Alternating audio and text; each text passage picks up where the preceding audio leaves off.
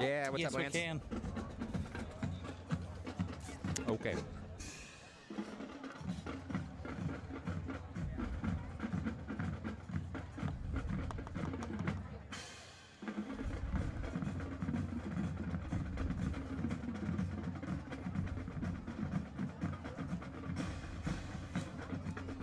Yes, we can go ahead and do that.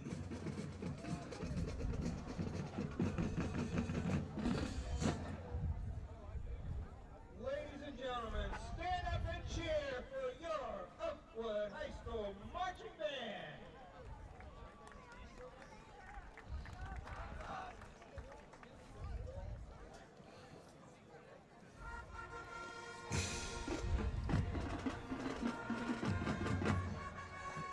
Hello and welcome to Matt Cummins Field for tonight's MVCC Game of the Week for week number 4 of the season. It is the Valley View Spartans against the Oakwood Lumberjacks in the Game of the Week, proudly sponsored by Collins Real Estate. Jared Bergstrom and Andy Horton with the call. Andy, why don't you go ahead and introduce us to first-year head coach for the Spartans? All right, Jared. Well, the Spartans, like you said, first-year head coach Matt King. He's,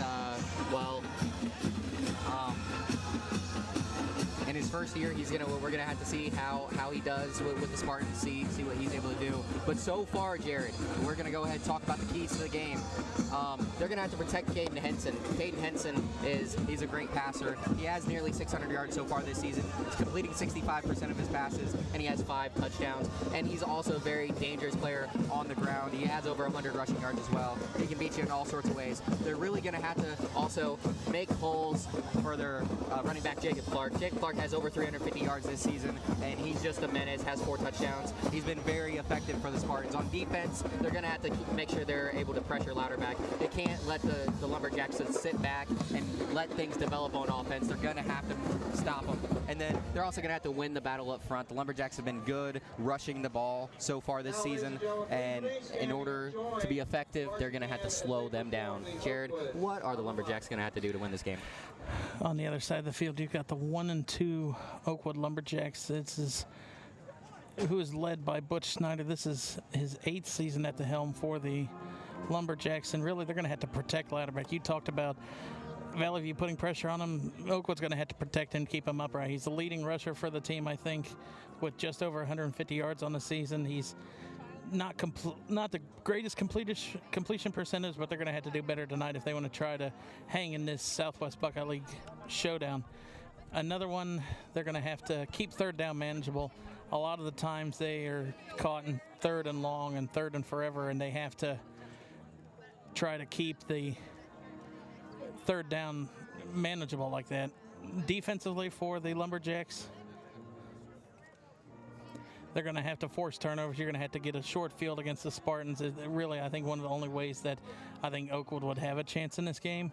And in defense, and then you got to, no dumb penalties. Don't let Valley View keep getting, or no horse collar tackles, no face masks. Don't give Valley View free yards like that.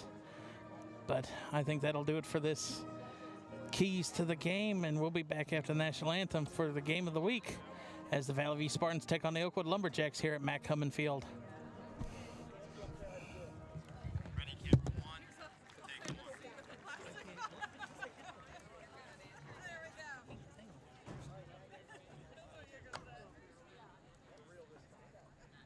Matt, your camera 1 now.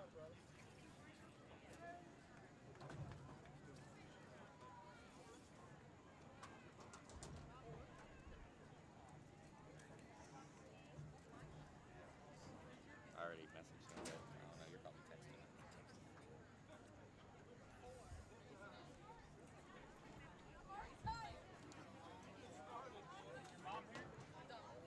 She'll be here soon. The teams aren't here? Game starts in 6 minutes and the teams aren't here?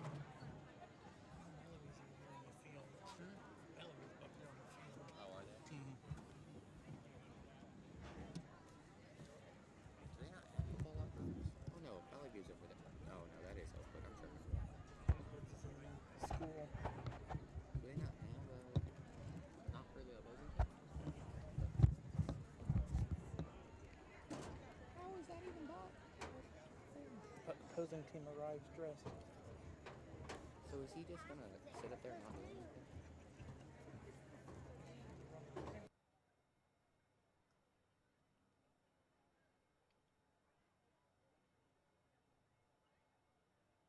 Four, three, two. Hello and welcome into Oakwood, Ohio for our MVCC Game of the Week. I'm Andy Horton along with my co-host Jared Bergstrom. And tonight for helping us do our picks, we got Coach Grasso of the Lumberjacks. He's the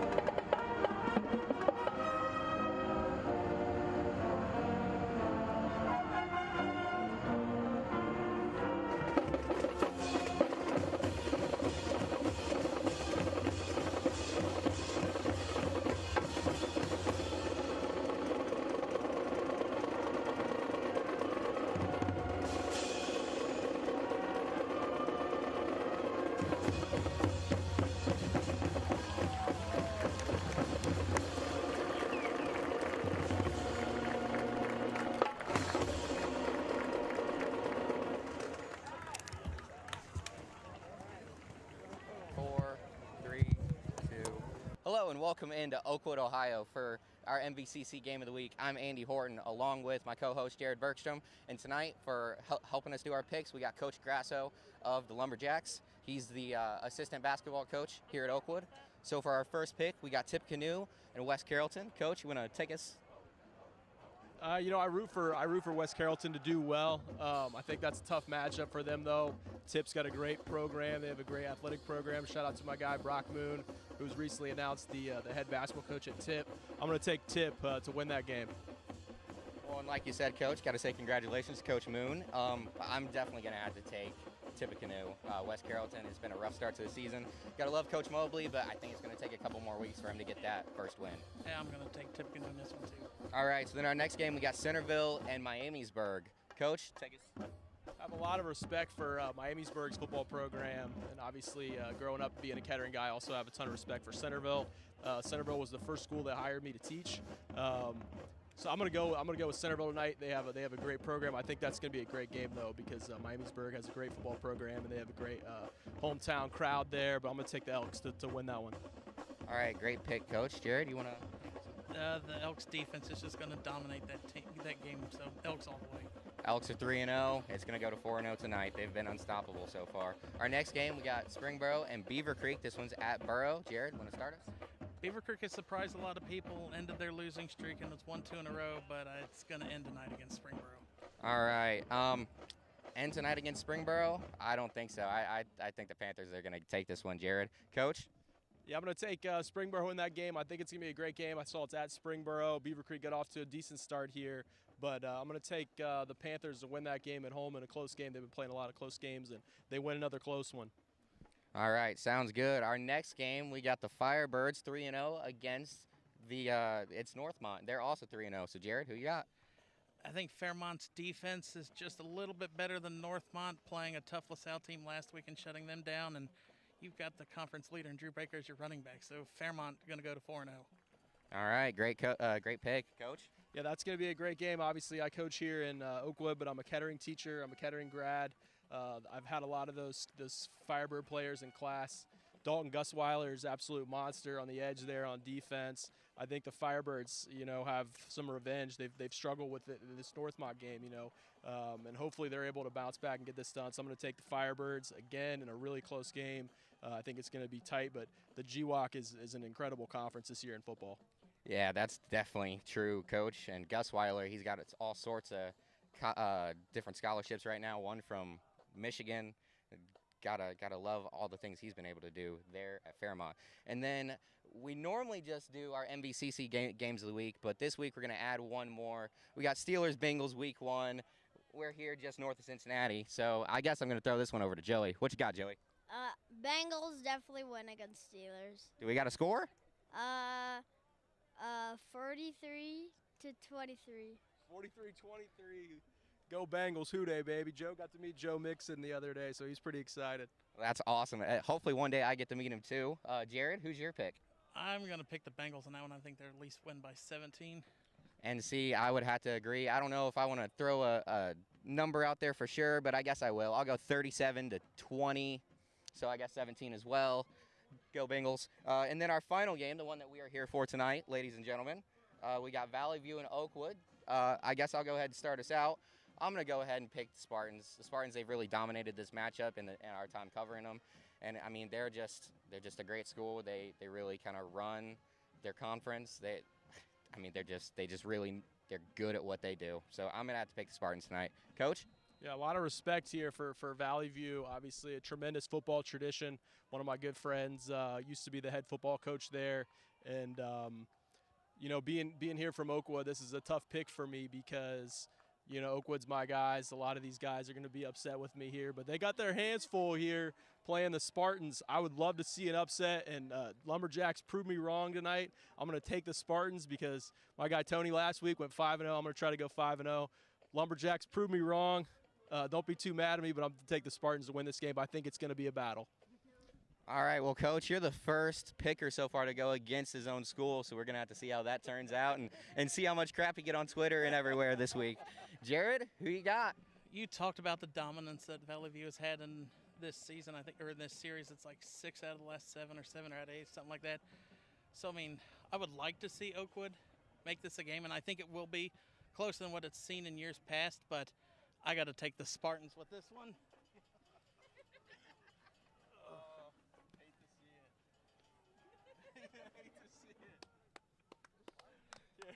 All right, so that is going to do it for our week number 4 MVCC Game of the Week picks. I'm Andy Horton, along with Jared Bergstrom, Coach Grasso, and the Valley View cheerleaders. We'll see you guys at kickoff. What the hell is this shit? We missed kickoff because they were running the shit. We don't know. I mean, we have no idea when to run things. And it's just a cluster. They have no idea what they're doing. They couldn't get replay. And All right.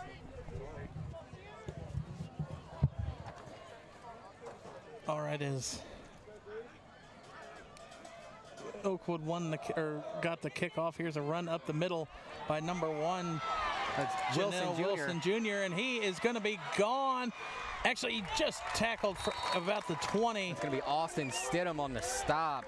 We've seen Austin Stidham a lot over the last couple years. He's a great playmaker there on the defensive side of the ball for the Spartans. And you see right there, he stops a touchdown. That was a really nice run there by Janelle Wilson Jr.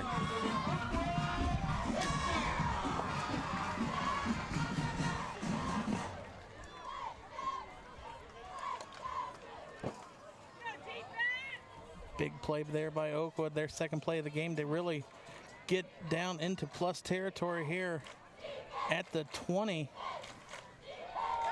This one's going to be a pass from Louderback. Louderback going backwards. And there's a flag on the play. I believe that's going to be, I believe that's probably going to be a holding. We're going to make that one number 58. Toby falls incomplete. There is a penalty flag on the mark. There was it was completed to, or attempted to Toby for the Lumberjacks.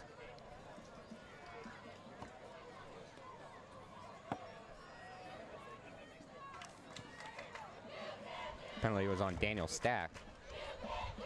Indication is holding on Oakwood.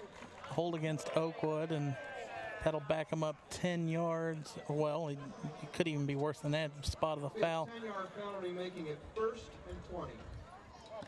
So I guess I got lucky with it just being a 10-yard penalty. Right, because the way Louderback was running backwards.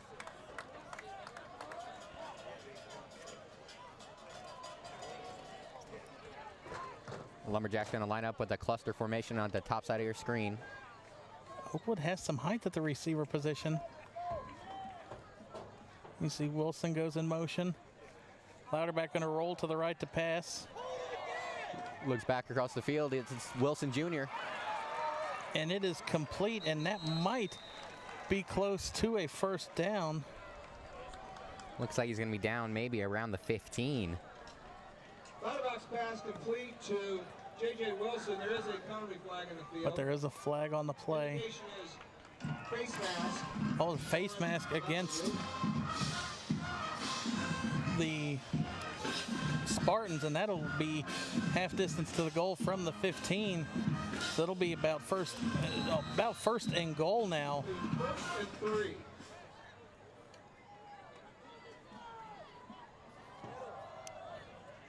Louderback's going to keep this one, run up the middle, have enough for a first down. It looks like there's a little bit of a miscommunication there between Louderback and Wilson, as Louderback was kind of looking like he wanted to hand that one off. But nice job by the quarterback to be able to make a play anyways. So pick up a first and down. Now it will be first and goal. The Oakwood looked like they declined that penalty after that run. So now you got a receiver in motion. Run up the middle. I believe that was Louderback again. Bromagen with the tackle there for the Spartans.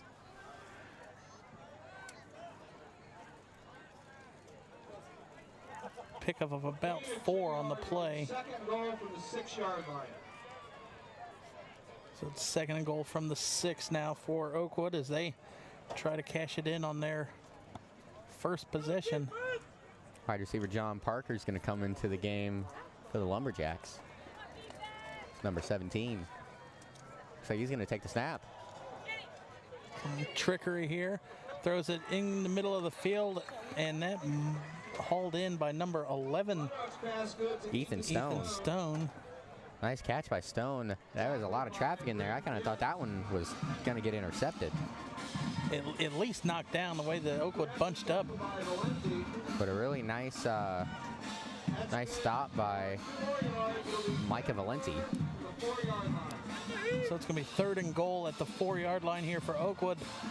And I would think with Oakwood coming in 1 and 2, I think this is 4-down territory for the Lumberjacks. Louderback in the backfield. Wilson to his right. It's going to be a quick pass to the end zone, and it is incomplete, and I don't see any flags. Nice play design, though. You gotta like what you're seeing from the Lumberjacks early. They've been efficient here in this first offensive drive, and they decided to throw it up in the corner to one of their big wide receivers. He just wasn't able to pull that one down. Take a look on the MVCC Game of the Week replay. Kind of launches that one up pretty high. It was a nice coverage by the Spartans. And here's the kicker, Luke Rachel. It is up, and it is good. Oakwood tacks on 3. You see the hold, the kick, up and good. So Oakwood cashes in on their opening drive, gets a field goal with 8:33 left here in the first quarter.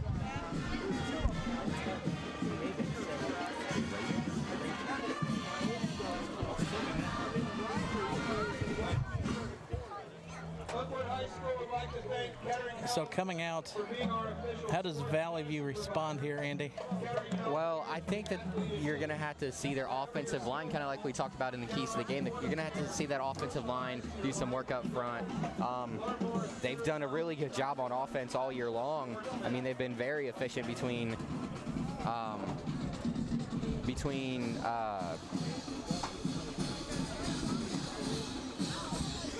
Caden Henson and Jacob Clark. You know, those two really good offensive players, and if that offensive line is able to do a good job blocking for him up front, I think they're going to be able to make a lot of things happen.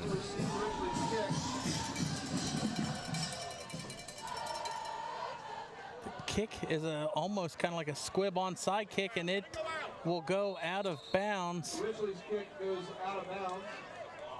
And Oakwood is going to have, or Valley View is going to have excellent starting field position as Ridgely's kick goes out of bounds.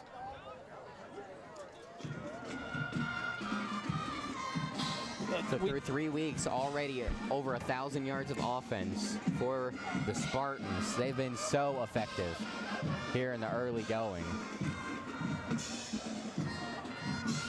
Interested to see how their first drive pans out here tonight.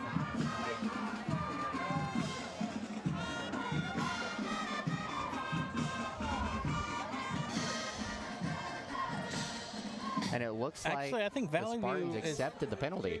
5-yard mark off on the illegal procedure call. And So there was an illegal procedure before the kick went out of bounds. I didn't hear the ref's whistle. Not often you see that one.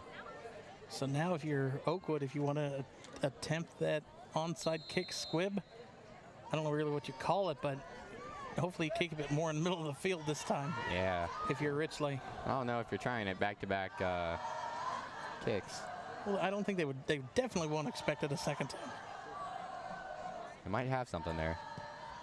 And this time he gets a hold of one, and that one's trailing towards the sideline, and it bounces back towards, I cannot see who is it, but here's an open hole to the outside, but upended at the 34, 35, and I think I saw a flag come in. Number 22 was the returner. That's Chris Knaps. Lynch picks up the kick, runs it back. Tackled by number 33, Morgan Sawyer. Tackle on the play by Morgan Sawyer, or Sawyer Morgan. So that was not a flag, that was the marker for field position. And then there was a holding call against Valley View on the return. So that'll back them up 10 yards. Look to see if maybe we can see who it was on the replay. I think it's right there in the middle of the screen. I think that's a pretty good call. I was not able to see the number, though.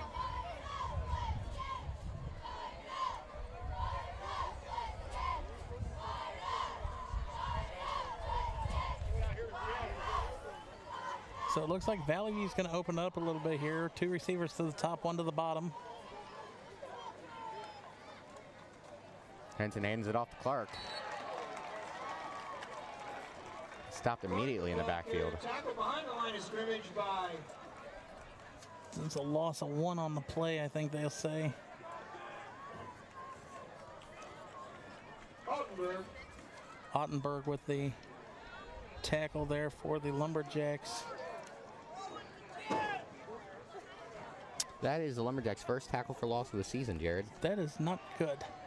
There is a completion there in the middle of the field, and that was completed to number Complete to Jed Lynch. That one's number 32, Jed Lynch. It's good for about 6 yards, leaving 30. Lynch had, I don't know if it was either an older brother or cousin that came up through Valley View a couple years ago. He was a phenomenal runner.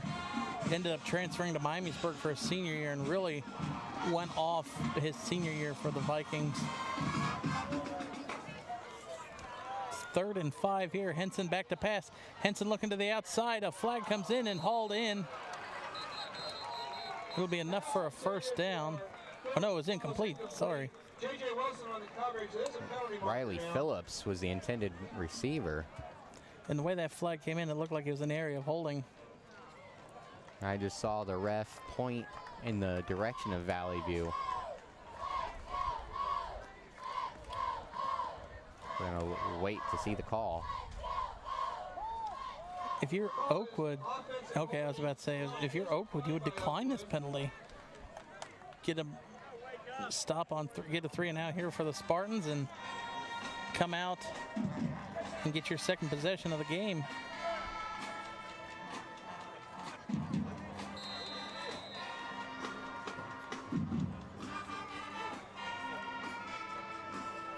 Valley View on the punt. Henson back deep to kick. Henson's the kicker. It's a low punt, fielded at about the Parker 42. is going to take the And running sideways, it gets about maybe a gain of 3 on the return.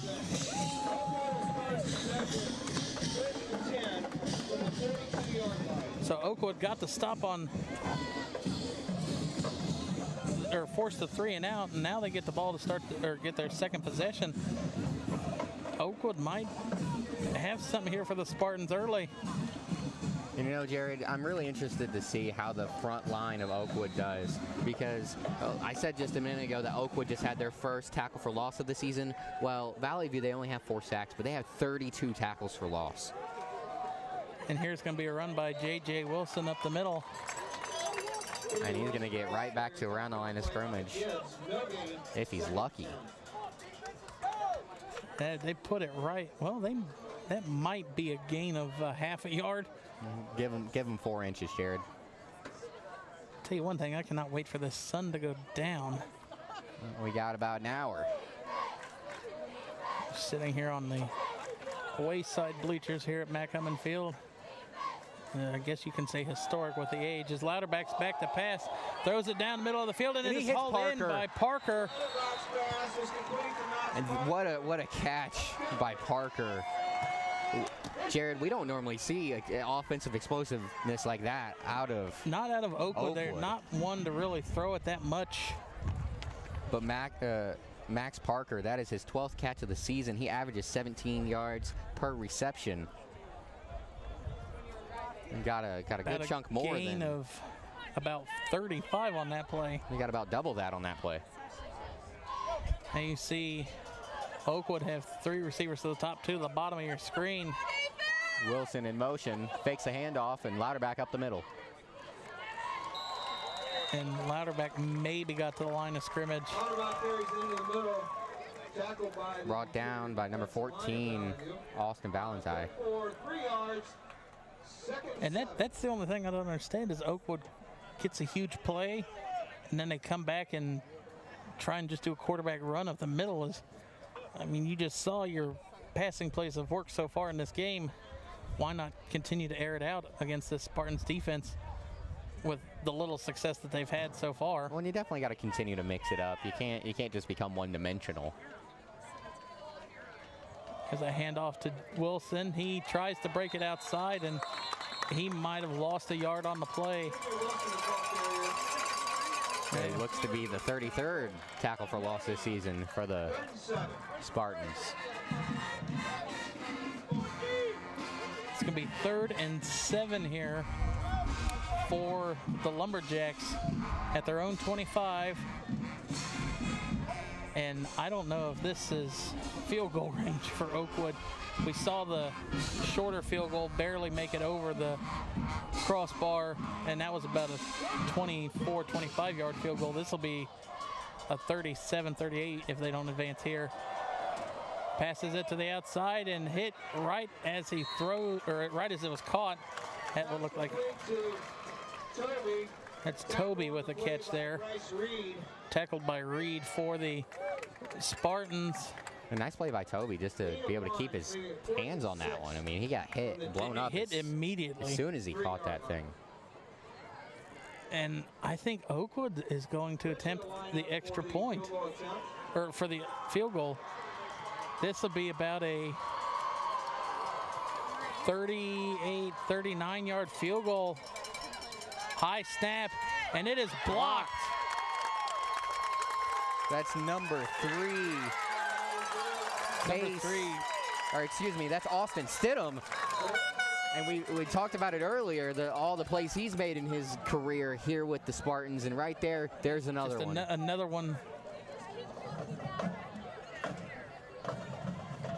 I don't know, if you're Oakwood, you might have to go to putting a lot more pressure on, or weight on that side. Stidham just got through easily. That flag was waved off. Looked like it was holding against the Lumberjacks is what it was initial. Yeah, if I'm the Spartans, I'm definitely declining that. You hear the Valley View student section chanting Stidham's name. So let's see if Valley View worked out the kinks of that first drive to go 3 and out. You know, Jared, this isn't always the most exciting matchup, but the antics between the student sections is always fun in this matchup. Stidham goes under center, quick pass out to the outside. I think that is Lynch. Come up, oh, that's No, Stidham. that is Stidham. We've seen him make a couple of nice plays on the defensive end right there. There's his first great play on the offensive end. A couple nice jump cuts. He's able to get to the middle of the field. Nice pickup. Stone finally brought him down. Stidham got the end around here. Nice spin move. He's going to make Max Parker and miss. They're going to say he was down. Beautiful spin move right here. And Valley View going quick. Max Parker also slips there. Last two plays. Ball came out at the end of the play, but they said that he was down. I think I would agree with the refs on that one. And too bad for the Lumberjacks and Ethan Stone. He was on top of that. And that's another one. He's been covering Stidham the game. Here's a handoff. No, Henson keeps it. And Henson tackled for, I think, a loss of 2 here. Got absorbed in the backfield that time. It was a nice fake. Tackled by Benjamin Maria. There's just no room back there. Not a good job blocking up front for the Spartans on that play.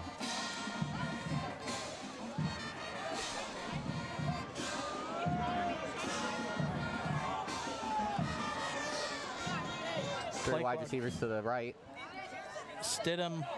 Henson looking that way, and incomplete, intended to number 2, Micah Valenti. So it's going to be 4th and about 8. And that's a great look from our MVCC Game of the Week replay, but Valenti just not able to quite haul that one in. So Oakwood takes a sigh of relief as they did not give up any points off that blocked field goal. And Henson's going to be back to punt.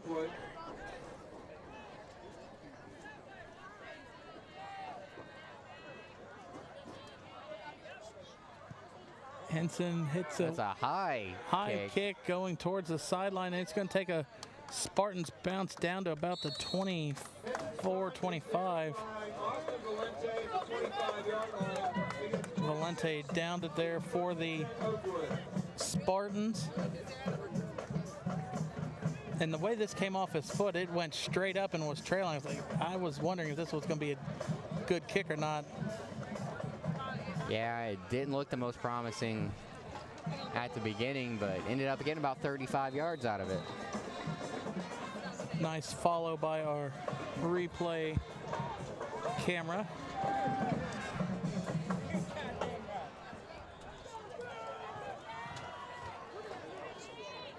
Two wide receivers to the top of your screen. Going to throw a quick outlet pass here to Ethan Stone, and he stays in bounds. And it took a couple of Spartans to bring Stone down that time. Looks like Lynch was the initial one to get there for contact for Valley View. Gain of 8. Turret comes in at the end to help finish him off.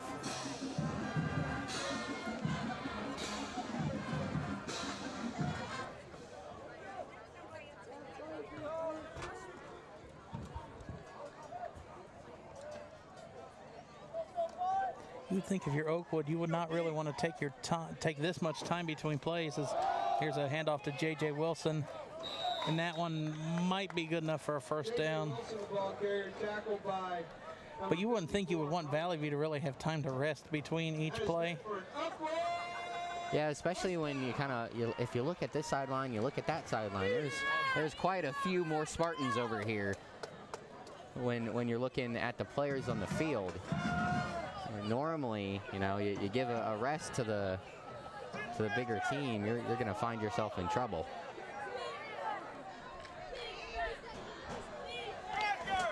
Just about a minute or so left here in the first quarter. Louderback back to pass. Throws it middle of the field, and it is hauled in. Big first down, still on his feet. That is number 20, it looked like. That was Bremner, I guess, with the catch, with a gain of 14 on the play. Hello and welcome.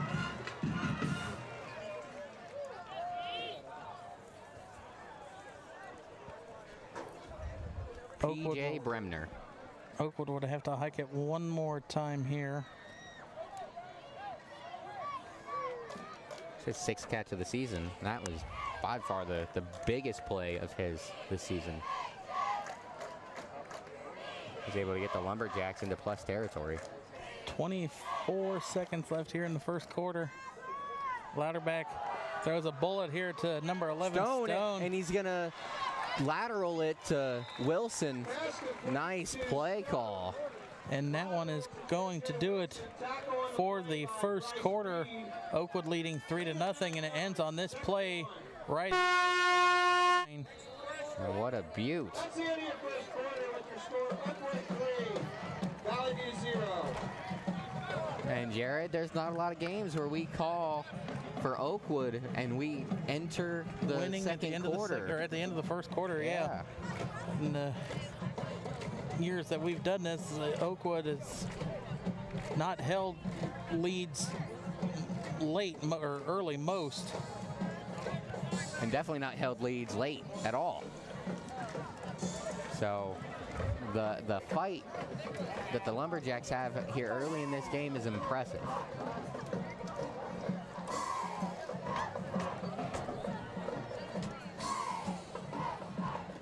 As we get ready to start the second quarter here, Oakwood driving, 2nd and 1.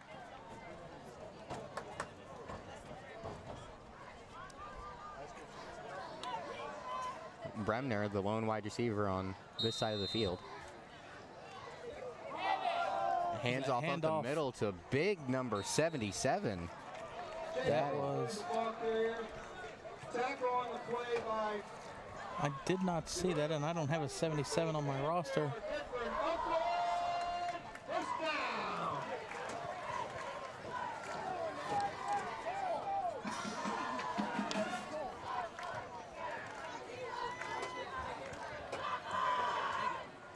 Not very often you see him hand it to one of your I would say that's a starting offensive linemen. It looks to be the right guard.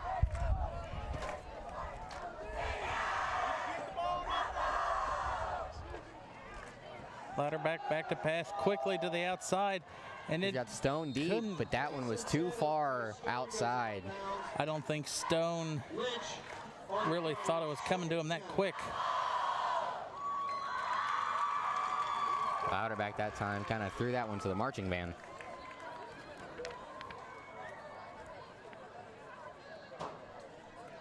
I don't think the drum corps has hands. They weren't ready.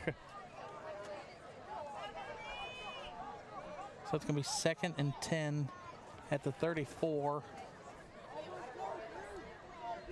Here in early in the second quarter. Oakwood looking to drive and add to this lead. Louderback Middle of on the move. field, it is hauled in by number 17, John Parker. And actually, he's going to lose that one. He's unable to hang on to it through the contact. On the coverage, 3rd and 10. Oh, look, you got to make those plays.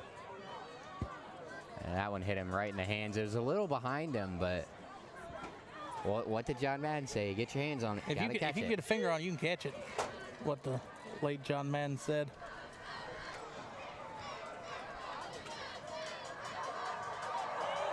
Bremner and Parker lined up on this side of the field. J.J. Wilson with a carry up the middle. Might gain about 4 on the play. Reed and Lawson, Burrow his way up. approximately 5 yards. It'll be 4th and 5. You say up or under? I said up. I kind of think he kind of went under the line.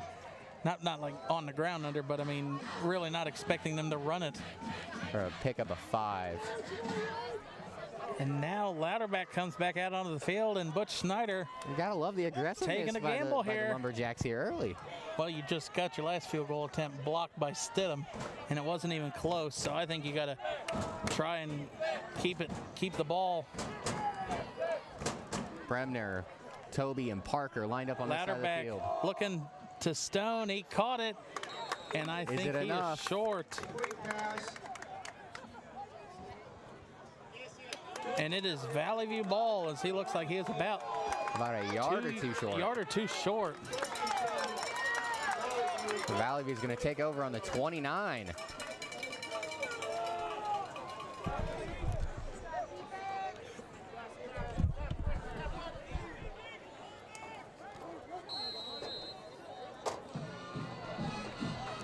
Henson's going to march back out with the Spartan offense. 2 wide receivers split to each side.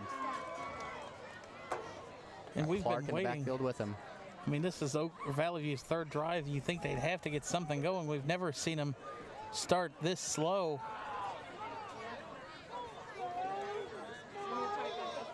It's like in motion. Run to the outside. Big hole to the outside there by Lynch. And muscles his way for a 1st down. As the Valley View sideline just explodes after that great rush. And you see Jake Clark. You see number 58, Daniel Stacks, gets in there, tries to slow him down, and he just says, "Who are you, Mr. Pushes Stacks?" him out of the way. He's gonna carry additional Lumberjacks, additional And Valley View yards. quickly back to Clark. And tough running, but nowhere to go. Might have gained 1 on the play. Tackle on the play by Duvik. Duvik with the tackle for Oakwood. No gain, 2nd and 10.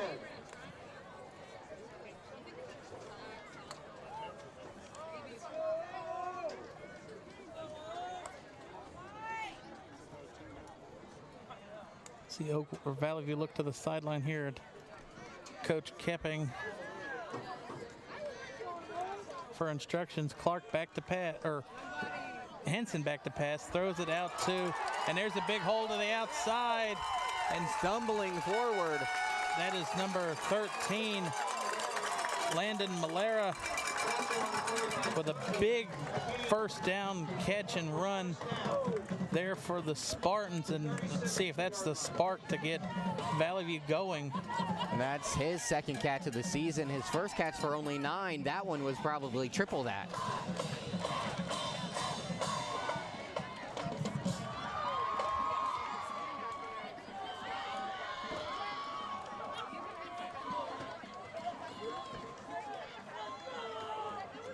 Man in motion.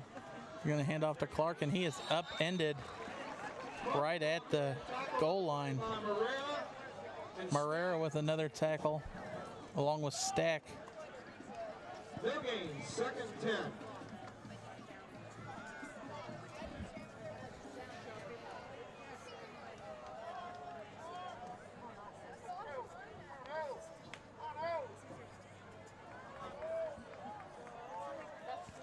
Second and 10, and Valley View just content with letting time tick off the clock here as well.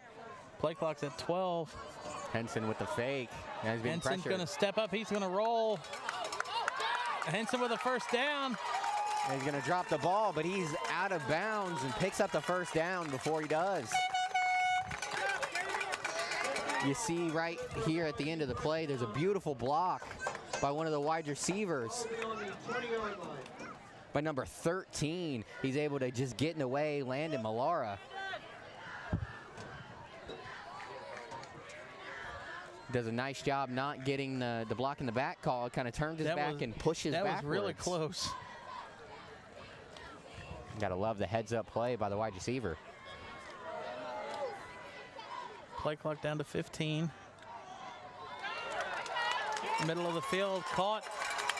That was Jed Lynch. Lynch with his 1st catch of the game. We saw him with a run earlier. A nice job. He's able to get out on his route, finds a little hole, sits down, and then gets the catch. Does a nice job making a little bit of extra yardage.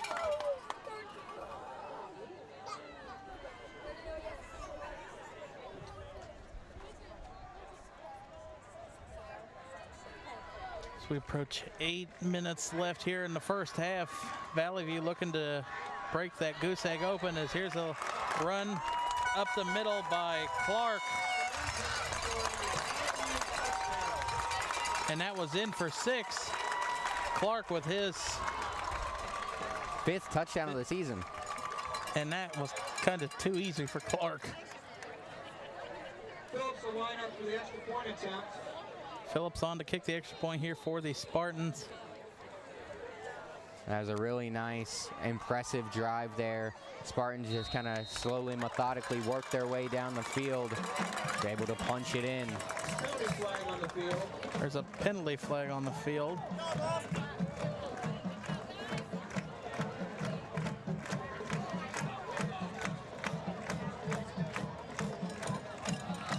Let's see what the penalty flag is here with 7:55 left here in the first half.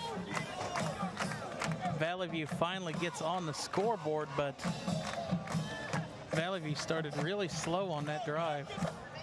See a shot of the Valley View cheerleaders. Camera's right there in the student section.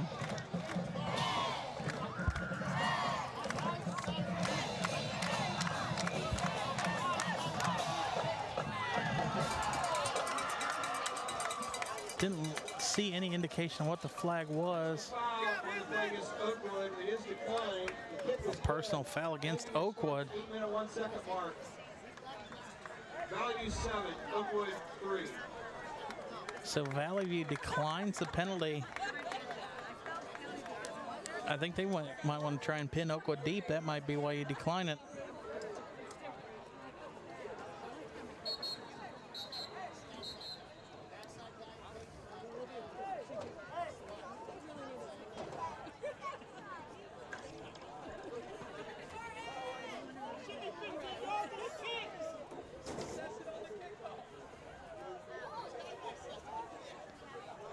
Looks like some confusion.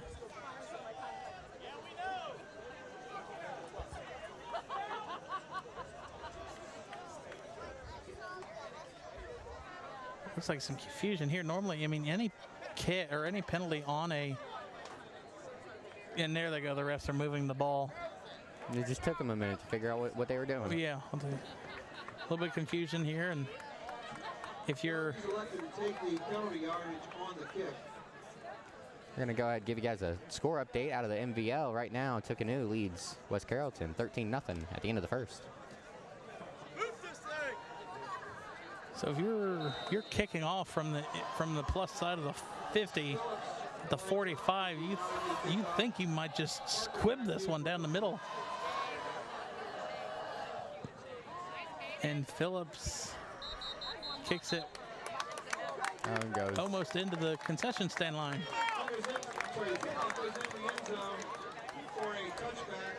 Oakwood possession starting first and 10 from the 20-yard line. So now it's time to see how Oakwood is going to respond. Trailing for the first time tonight. Let's see if Oakwood can come out and drive down the field. Hopefully not give, they probably don't want to give the ball back to the Spartans, I would assume.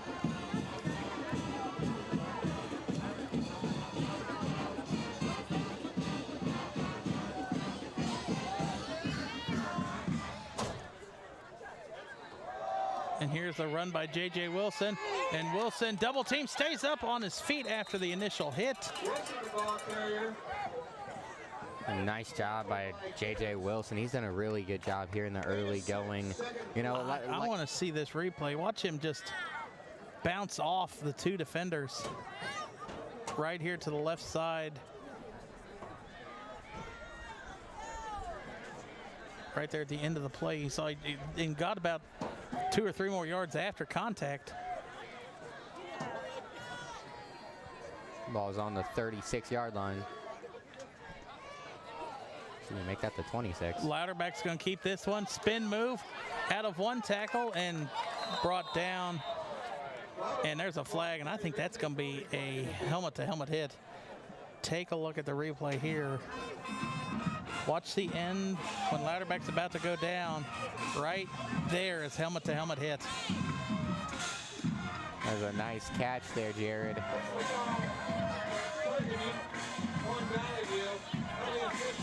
They're going to call it targeting.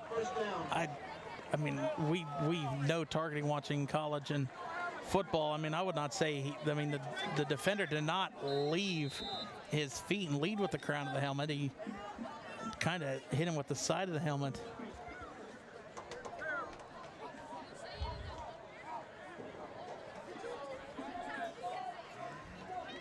Now Oakwood with the ball on the 41. Parker in motion. Wilson with a pitch. Stretches it to the outside. Wilson, I thought he was going to have a first down, then he just got tackled, looked like by number 6 and number 11, Gibbs and Waddell. You know, Wilson is only 5'7", 170 pounds, but he runs with some strength and some power. He's a really nice running back, does a great job keeping his feet moving. Does a good job making players miss.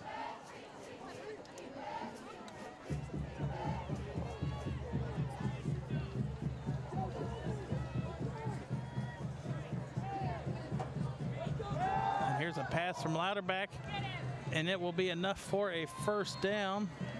Louderback's pass complete to Toby. Toby with his, I think that's Toby's first catch of the game.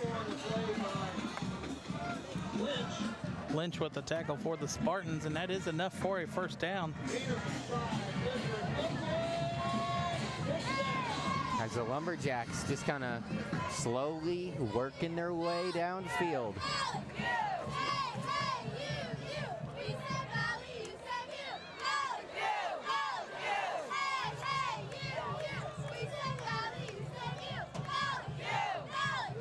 Louderback, Wilson to his right. Receiver in motion. Wilson, Louderback back to pass. He's going to roll to the right. Looking downfield, throws it, threads the needle, incomplete. Oakwood looking for a flag, and I think that's just excellent coverage there by the Valley View defender. Yeah, it was P.J. Bremner on the target that time. I just, like you said, Jared, I think that was just really good coverage. I think he got there right at the same time. Got his hand in there at the last second.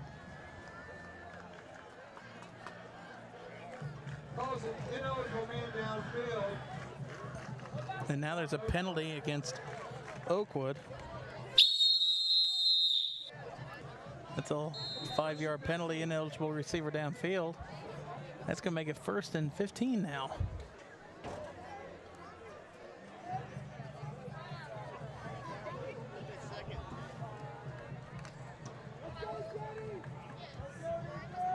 Well, Jared, at least the sun finally went down for us. Right, now we can see a whole lot better. Louderback throws a quick pass. And here's another one of those hand pitches to Wilson. And Wilson might get back to the original line of scrimmage. Looks it like was complete to Bremner, and then looks like they're lateral to Wilson. Mark him down at about the 49. Yeah, the original line of scrimmage, it looks like.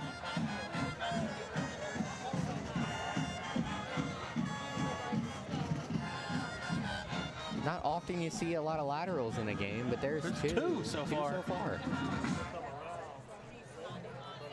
Kind of feel like that might be how Oakwood's quick or 2-minute offense might go.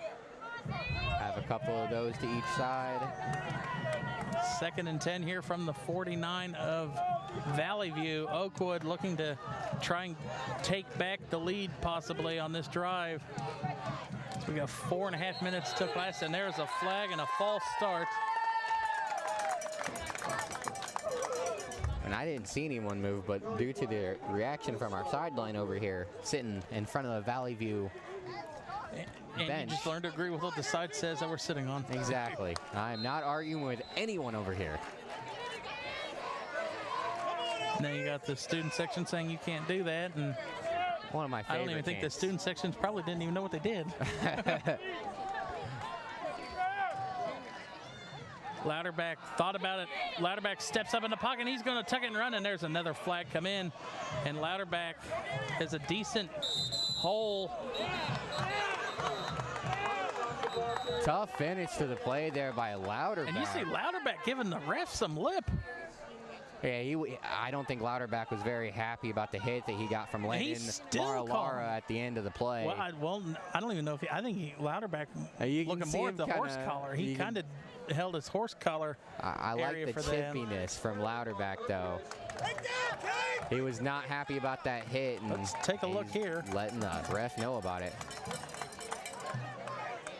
And I kind of had the inside part of the jersey held on the front. And I feel like I agree with Louderback on that one. I mean, he was out of the play, and then he was off the field, and then he got slammed down onto the bench after that. I mean, I wouldn't be too happy if I was him either. It's going to be 2nd and 25.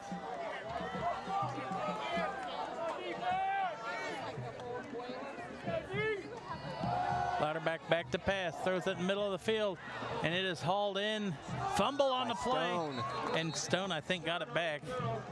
Tackle on the play by number 8, Reed. Stone's a little slow to give it up on that one. He got popped at the end of the Stone play. took a pop. It's always dangerous going over the middle of the field. And he's lucky that ball stayed right there when he dropped it. So about a gain of 9 on the play, 3rd and 14 here.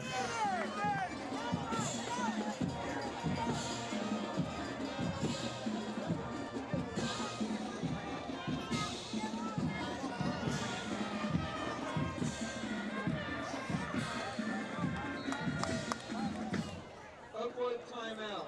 Interesting choice for the theme for tonight's game by the student section. They're having a whiteout, and the opposing team is wearing white. Emerson Kind of Davis, confusion there. Peyton Deutsch, Kelly Flannery. There's going to be a timeout on the field. Tonight's game brought to you by Collins Real Estate Service. And you would think, coming up on the anniversary of 9/11, every student section would be having a USA theme. I mean, Valley View is definitely decked out in the red, white, and blue. And I think every single time we do a Valley View game, it's a red, white, and blue night. I would say so. Grayson White. Cheers are coached by Haley Barlow.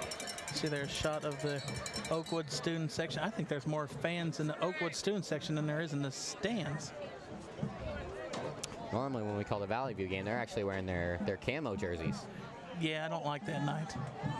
The numbers never match up. I was going to say, it's definitely hard to see the Well, jerseys. yeah, I mean, seeing the numbers, yes, but they don't ever give me the updated list either.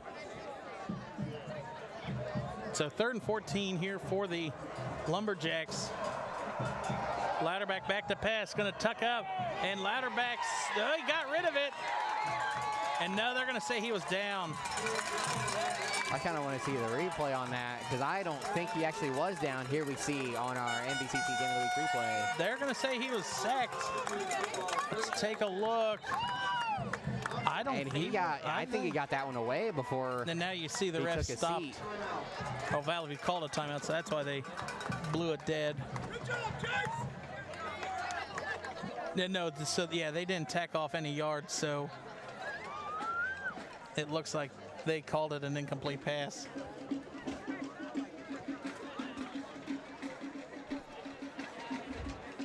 Well, now Well, no, they took off 3 more. I was just about to say. Let's take a look. I mean, the only thing I could think. We go in our extra slow motion replay. And it looked like to me that he was not sitting yet.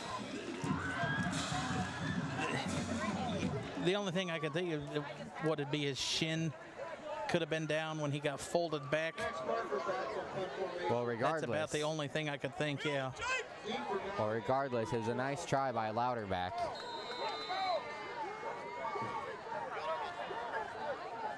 Our game tonight is brought to you by Collins Real Estate Services.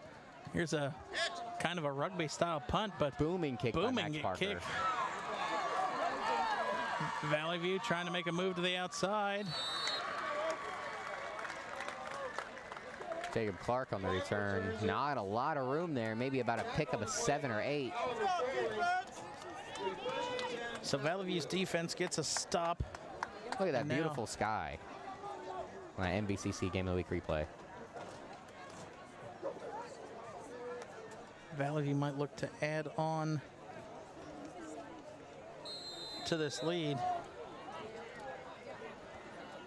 3 wide receivers to the left, 2 to the right. Caden Henson in the backfield all by himself.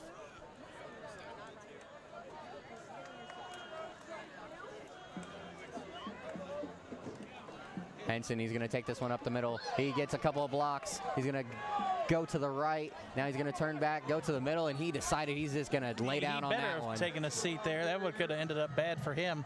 He decided to take a look around. He was surrounded by blue and yellow, so he said, I'll just play it safe. Really nice job by his offensive lineman there on that play. They're able to get out in front of that big number, 64, Chase Kinder, leading the way for his starting quarterback.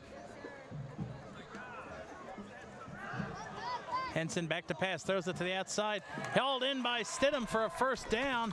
And Stidham keeps fighting. Gotta love the effort there by Austin Stidham as he got hit and just kept fighting his way. Never gave up on that. Spiral there by Henson. Gonna say, and that's a really tough throw there by Henson too. He had to throw that one all the way back across the field. Across his body.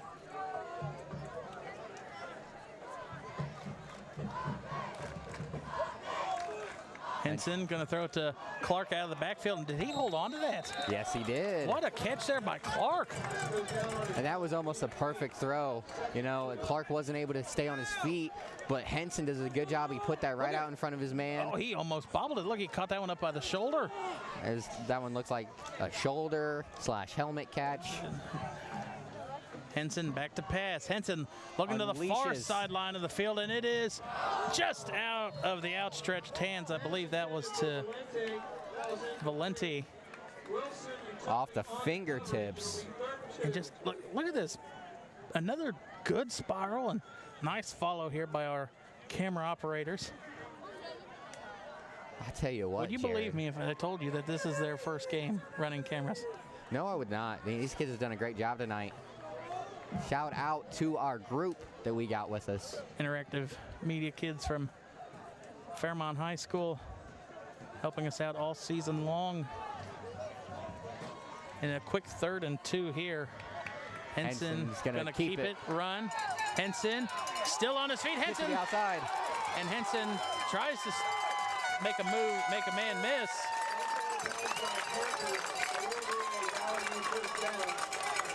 Look here on the replay, Caden Henson's able to get to the boundary, gets a nice block, maybe a block in the back there by number 19, Troy Hypes. But there was no Laundry to come out on the field. And Valley View calls a timeout. You can hear the Valley View, you got to say this quietly, Andy, because I don't want to be attacked. The Valley View fans complaining about the clock moving, but his momentum was stopped in bounds. And then he was pushed out of bounds, so that's why the clock was moving. And Valley View called their 2nd timeout.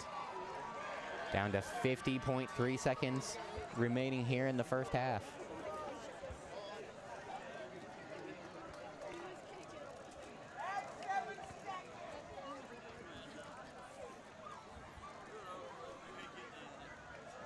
See, the rest are huddled up. I wouldn't think they would talk about adding time back. Because like we said, we saw his momentum got stopped in bounds.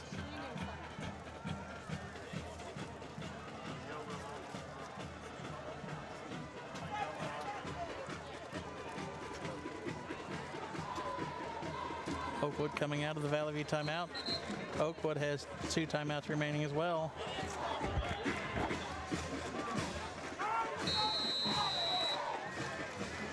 And you hear, see, they started the play clock. Valley View just now coming out of the huddle, and they got 17 seconds left. And I don't know if they realized that it wasn't a full 40-second play clock. Play clock's at 8. Henson checks it. Henson looking to that one to the end zone, and incomplete. Off the hands of Troy Hypes. Henson's pass intended for Hypes goes incomplete. Renner on the coverage. Is 2nd and 10, 25. 44.2 seconds left.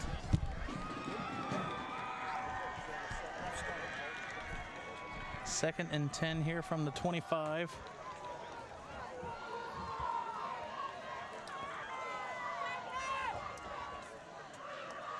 Henson back to pass. Henson looking over the field, surveying, throws it out to Clark. And Clark making a move. He's not able to get out of bounds, so the clock is going to continue to run. And Valley View going to take their final timeout of the half with 32 seconds left. That was a gain of 8, setting up 3rd and 2.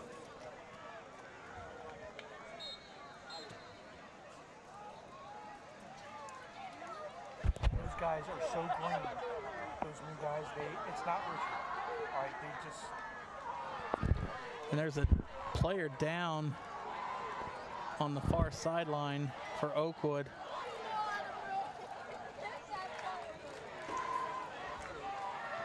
Stands up now. Looks like he was maybe just stretching.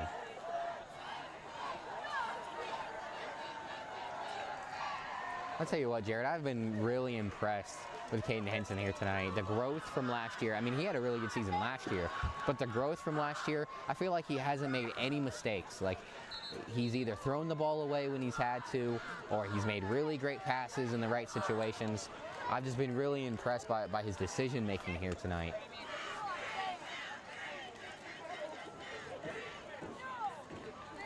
And the Spartan offense is going to come back out onto the field. Ball on the 17.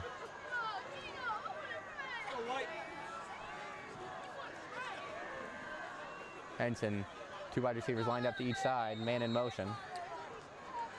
Timeout, Oakwood. And this time, it's going to be the Lumberjacks taking a timeout.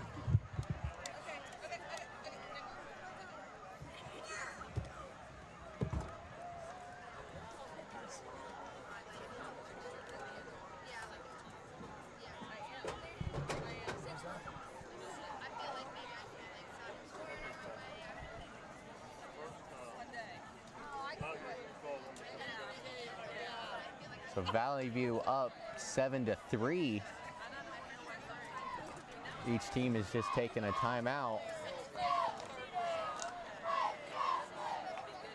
And the ball is on the 17 for Valley View. Here in the second quarter, they really did a nice job kind of getting the offense a little bit of momentum.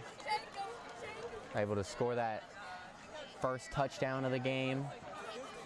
It was about a 6-7 yard rush up the middle for Jacob Clark. Now the Lumberjack offense is going to make their, now the Valley View offense is going to make their way back out onto the field. Got 2 wide receivers spread out to the left, 2 to the right. Clark in the backfield, 1 man in motion. Henson's going to drop back to pass, goes to his left side. He's going to complete that to, that one is Troy Hypes on the play. He's going to get a first down. And he's able to make his way out of bounds. It's going to be about an 8 yard pickup. The ball's going to be out of bounds on the 9. So Henson barking orders to his wide receivers. Clark lined up next to him. Back to pass, throws this one up in the corner. It's Hypes, and that one is just too high for the wide receiver. Troy Hypes is at least 6'3", and that one, I'm not sure if he could have caught that if he was 6'8". But I feel like once again that's another one of those plays where Henson does a great job. He put it where only his man had a chance to make a play. So now it's 2nd and 9 for the Spartans. As you can see, the entire offense looking over to the sideline, get the play in.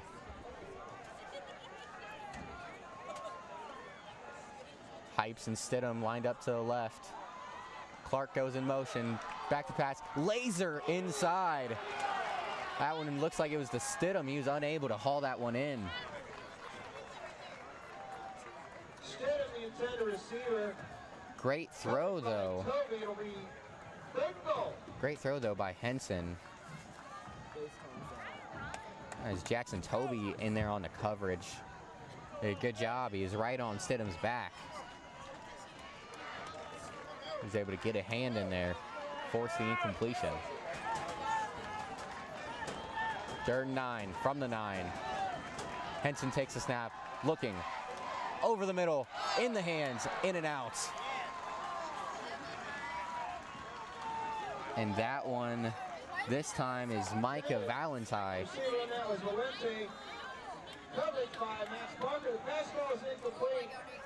So down to 14 seconds. 4th and 9. And it looks like the Spartans are preparing to kick a field goal. Line up for the field goal attempt.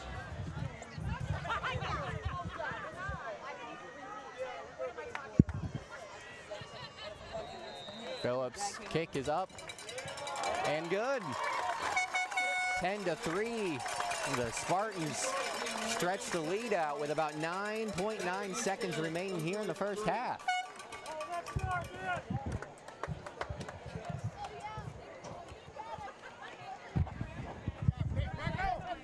I think that's exactly how the Spartans wanted to end this half.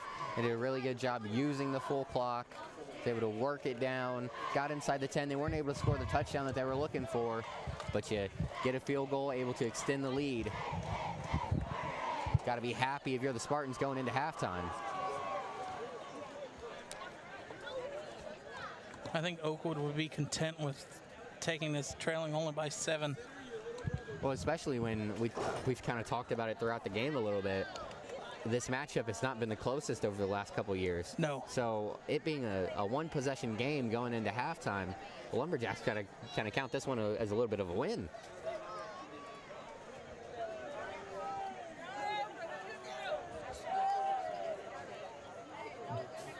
With one timeout left, I mean, depending on where Oakwood gets the ball, maybe you might see a Hail Mary attempt, and I put that in air quotes for people who don't see it. But I think this is definitely a lot to build on going into the half for Oakwood. I mean, leading 3-0 the whole first quarter. I mean, you don't expect Louderback to throw the ball 60 yards downfield. Well, now I don't want it to be 60, I just have to be 80. That comes out to the 20. First and 10 from the 20-yard line.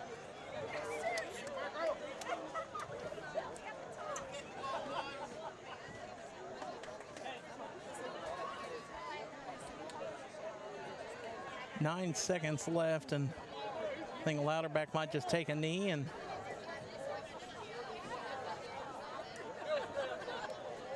go into the halftime trailing. Actually, it looks like they're going to run a play. Two wide receivers to each side. Louderback. Oh, Hey, never mind. Just call me Tony Romo. But that is how that first half will end. Valley View leading 10-3. Valley View will get the ball to start the second half. And we'll be back for the as we get ready. But first, enjoy some of our first half highlights brought to you by Collins Real Estate.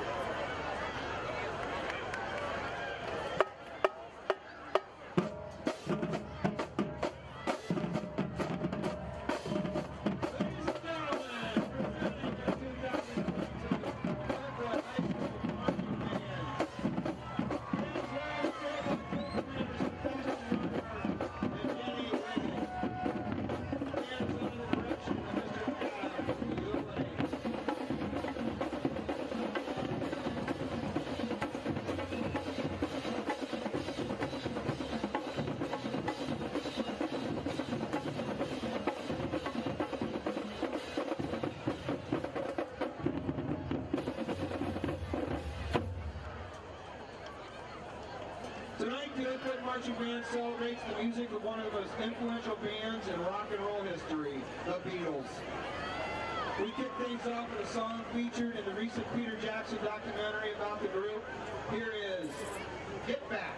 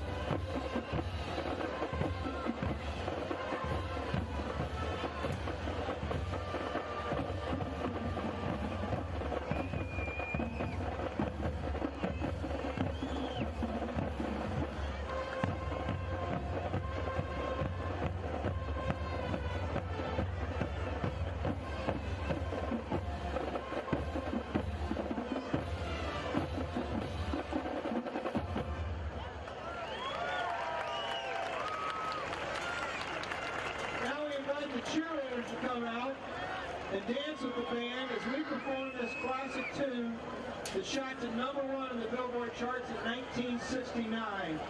Here is Come Together.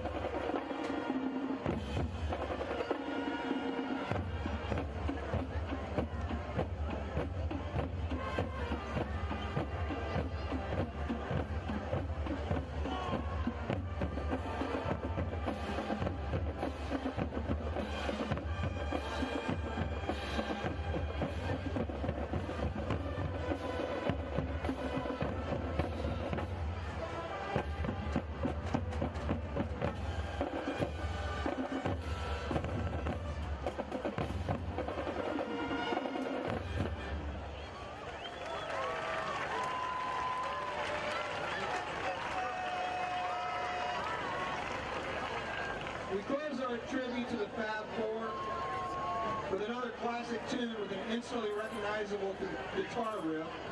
We hope you enjoy Day Tripper.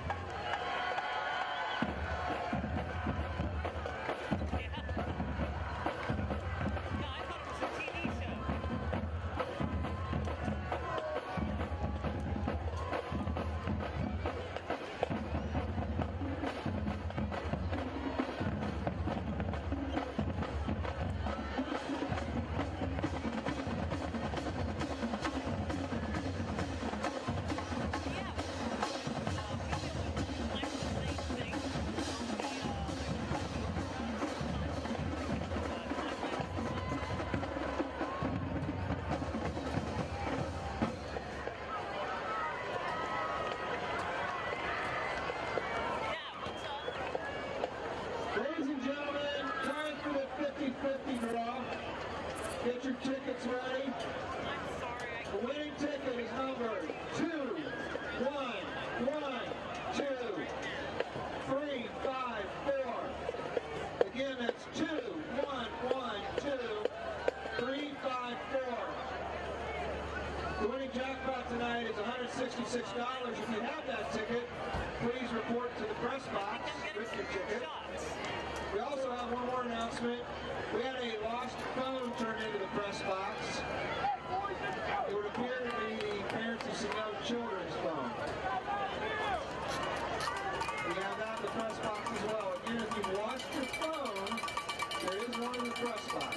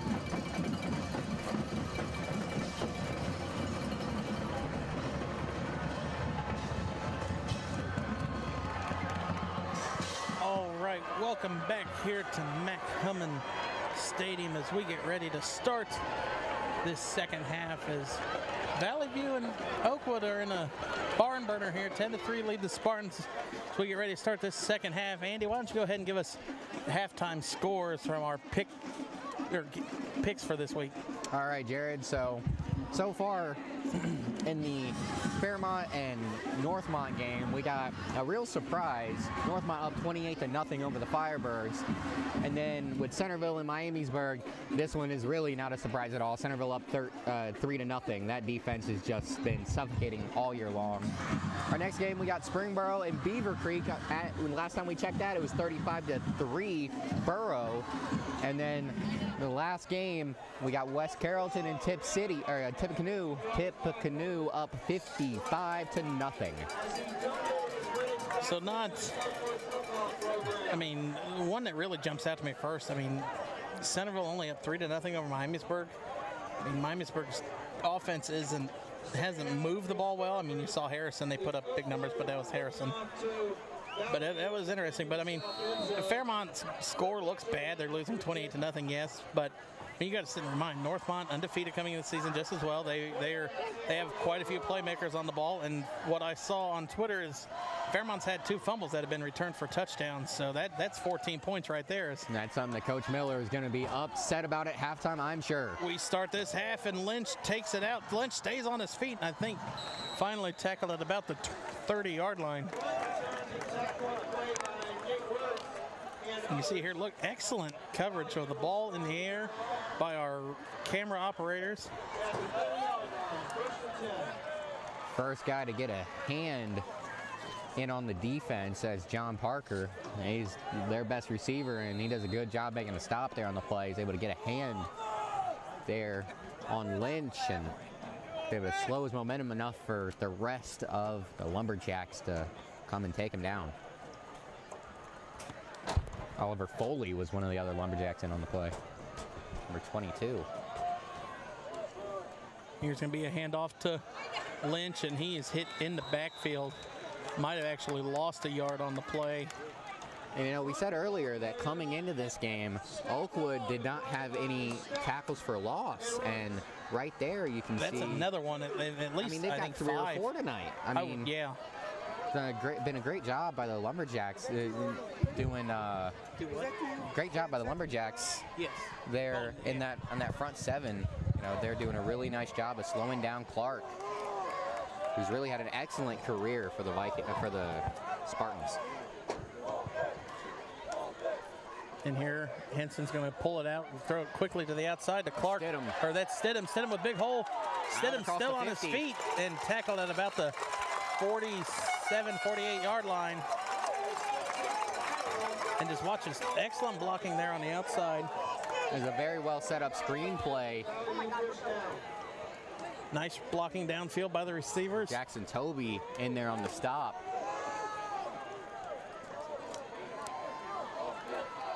And here's going to be a end around with, I believe that's Lynch. Going to cut it up the middle and he's going to get out to around the 40. Lynch, the ball carrier. Tackled by Altenberg. Altenberg with another tackle. And Valley View kind of speeding it up here a little bit in this second half.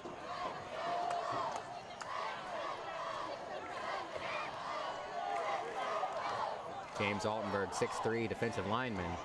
Henson's going to keep it himself, go out to the right side, make that. And Henson's going to go out of bounds.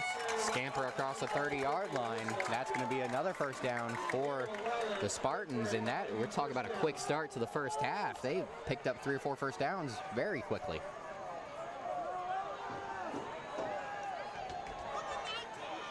Had a whole host of blockers down the right side of the field.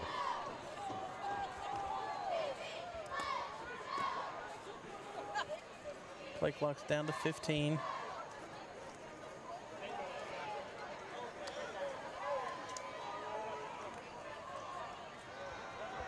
Henson looking, targets middle of the field, and what a high catch. Hauled in by number, I believe that was 12. I think Number it says- 19. yeah, that's 19. Troy Hypes. And Heights, that's his third or fourth catch of the game. Probably been targeted 7 or 8 times. The big body wide receiver able to go up and make that snag.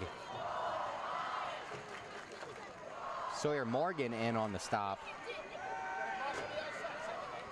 A pitch out here to Clark, and that one is blown dead. Clark, the ball carrier, tackled by Augsburg. Gain of 3. Second 7.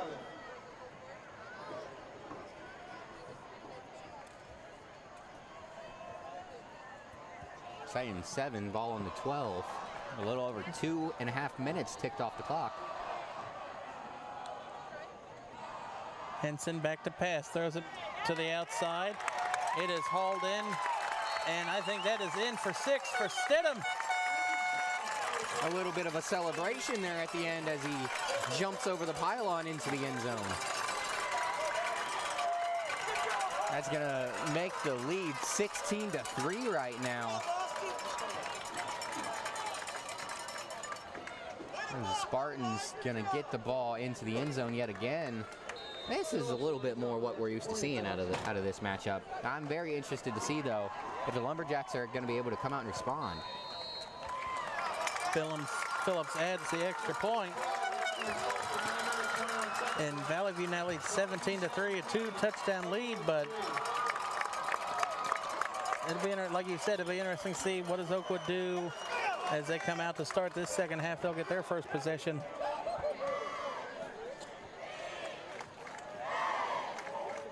I have to go and find that football up there in the tree somewhere after the PAT.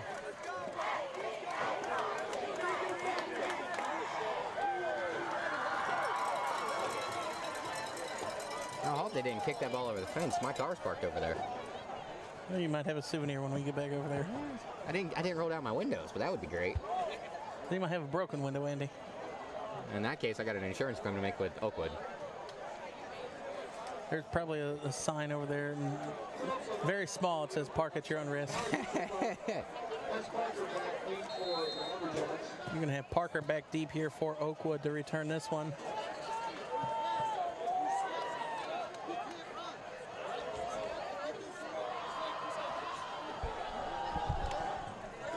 The Valley View student section is definitely energetic for this one. That one fielded it around the 5. Oakwood making a move. Parker stays on his feet and then finally brought down. Ready to get out to around the 35, it looks like. Decent return there for Parker. Some of the better starting field position for Oakwood to start this possession. With a really nice job setting up his blockers. Able to make a couple of different Spartans miss.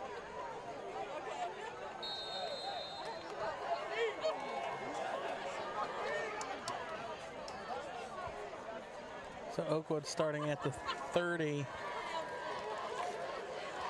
for this drive, and we'll see how they react after falling down now 14.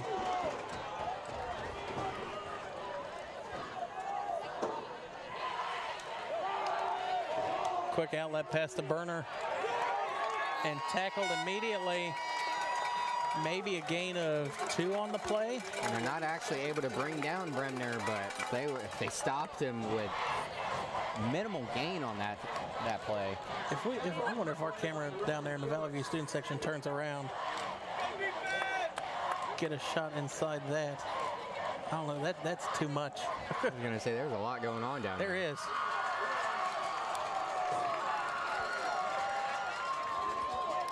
Can you imagine if they knew there was a camera on them? Oh. I think they're loud now. 2 or 3 times as loud over there. Louder back, quick pass to the outside and incomplete. I do not know who got a fingertip on that one, but it was somebody. As that ball went errant, and that one could have been dangerous.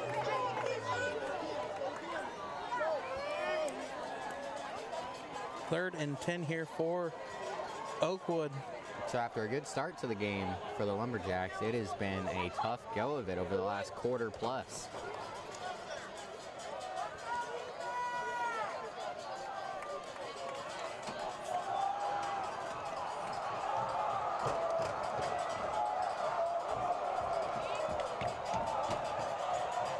Is the student section barking? Louderback going to roll to the right. Louderback running out of room to throw it. Throws it downfield, and it is almost In and out intercepted. of the hands of Landon Marlara. That would have been his first interception of the night. And Louderback, you see him, he's just looking. I mean, he's searching so hard, trying to find a place to go with the ball, and there's just no one home.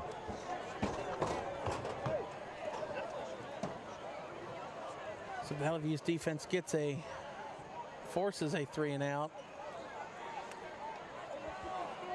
And we were watching punting this before the game. Give a sideline warning to Oakwood, and there's another rugby-style punt. Clark fumbles it, but picks it right back up. It's Stidham. Or Stidham. Clark over there to block. Stidham stiff arms one man. Stidham to the outside, and finally gets pushed out of bounds. A lot of work for about a gain of 13 on the return. As you see the rugby kick from Parker, a little mishandle there by Stidham, but he gets some nice blocking and a couple of good stiff arms. 2. Good Lord, he put him in the ground. And we'll get into plus territory.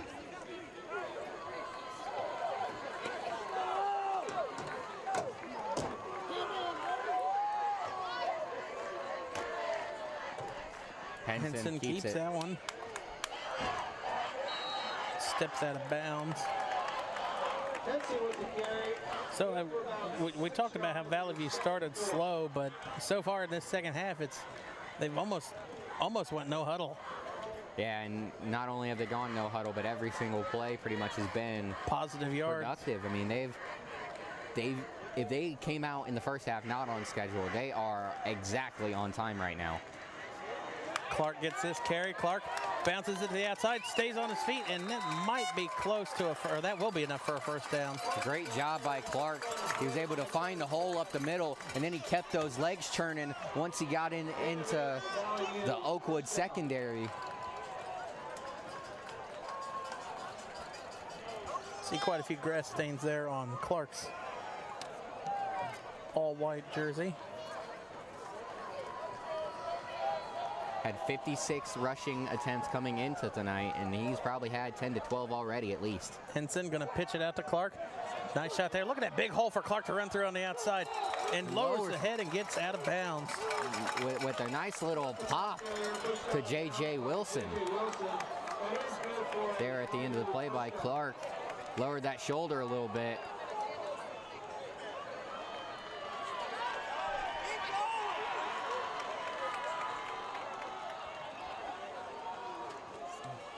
It was a first down move out to or down to the 23 now.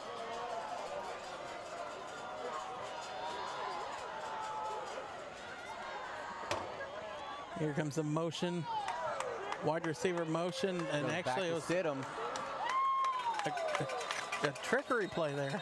And that was really a great job. And there's a bunch of there's some pushing after the play. Thrown. There's going to be a flag, and I believe they're going to call that one on Stidham as he gives a little shove at the end of the play to Daniel Stacks.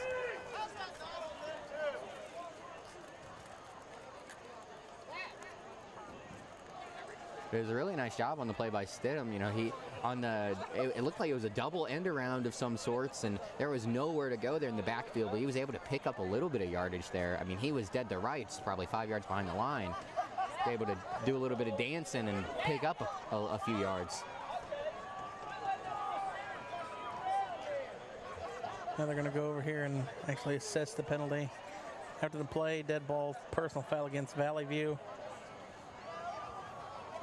Dead ball foul, personal foul against Valley View. He's 15 yards from the spot of the foul. So I believe that's going to make it 2nd and 25.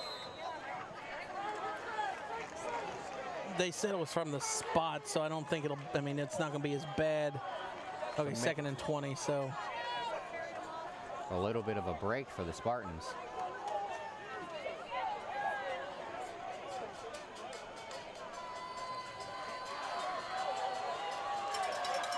Receiver in motion. That's Lynch. Check down here to Stidham.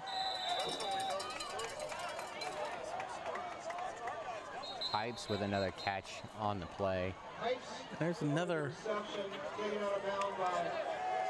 Helmet's going to come off of Jacob Clark, so he's going to have to sit out for a play. And he's not happy. It's going to be 3rd and about. There's a flag. It looked like he was about to try and sneak back onto the field real quick. And I think this call is against the. I didn't even see a flag come out.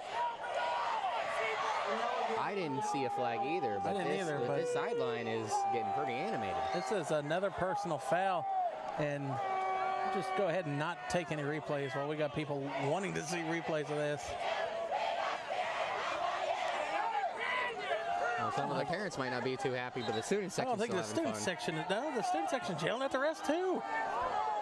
This Valley View student section, they are no joke. They are out for blood when it comes to missed calls and bad calls. So this is going to be 2nd and 36.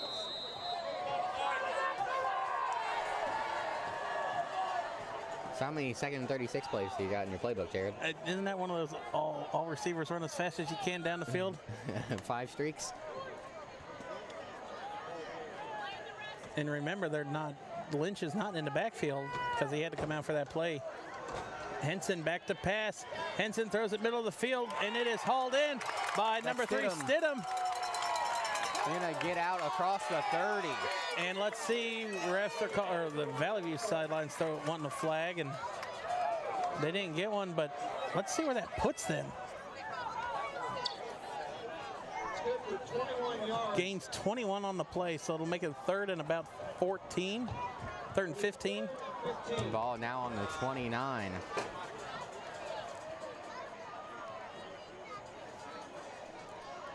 So they picked up well more than half on that. And you said a minute ago that the Valley View student section out for blood. You know, this is a very, very heated rivalry. Back to pass, throws it middle of the field. That's going to be for a touchdown if he hauls it in. Tipped away and almost intercepted. Oh, no. Wait a minute. Let's take a look at that replay. And they're calling it a touchback. They called a touchback. Let's take a look at this. And that time it's Max. Excellent ball follow here. He comes up with the interception. Max Parker does a great job getting his body underneath that ball, not letting that thing hit the ground. And that could be a game changer, Jared. I thought the 2nd and 36 was going to be a game changer when he picked up 22. They're right there. But, I mean, if you're Oakwood, you have got to capitalize on this. You've got to come down. You've got to go down and score on this if you're the Lumberjacks. Try to get back into this game. Wilson lined up to the right side of Louderback. Louderback going to keep it and run up the middle himself. And Oakwood just seems like they're playing themselves out of this game with these dismal 1-yard quarterback runs up the middle that aren't doing anything but taking hits to Louderback and taking time off the clock. Yeah, they're playing very conservative right now, and you know you don't want to make a mistake, but at the same time you got to get something going. Trailing by 14, you got to do something. I mean, this was a game where they led 3-0 at one point, and since then, you know, the offense just has not really been able to do much, and the defense has had a lot of trouble stopping the Louderback throws it middle of the field, and that one might have been tipped, I think. That one was going to Bremner. I think that was tipped at the line. Take a look here in the replay. No, it looked like he went to throw it, and the ball wasn't there when he threw it. Maybe that one slipped out of his hand a little too quickly.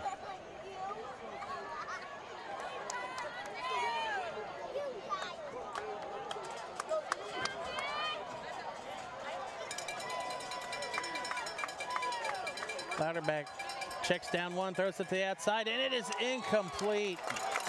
That's Ethan Stone in and out of his hands. And he was not happy with himself on that one. You see him kind of punch the ground. Nice check down here. Louderback looks off the first. He does a really nice job with the pump fake. Buys himself a little bit of extra time. You got to hold on to that if you're Stone.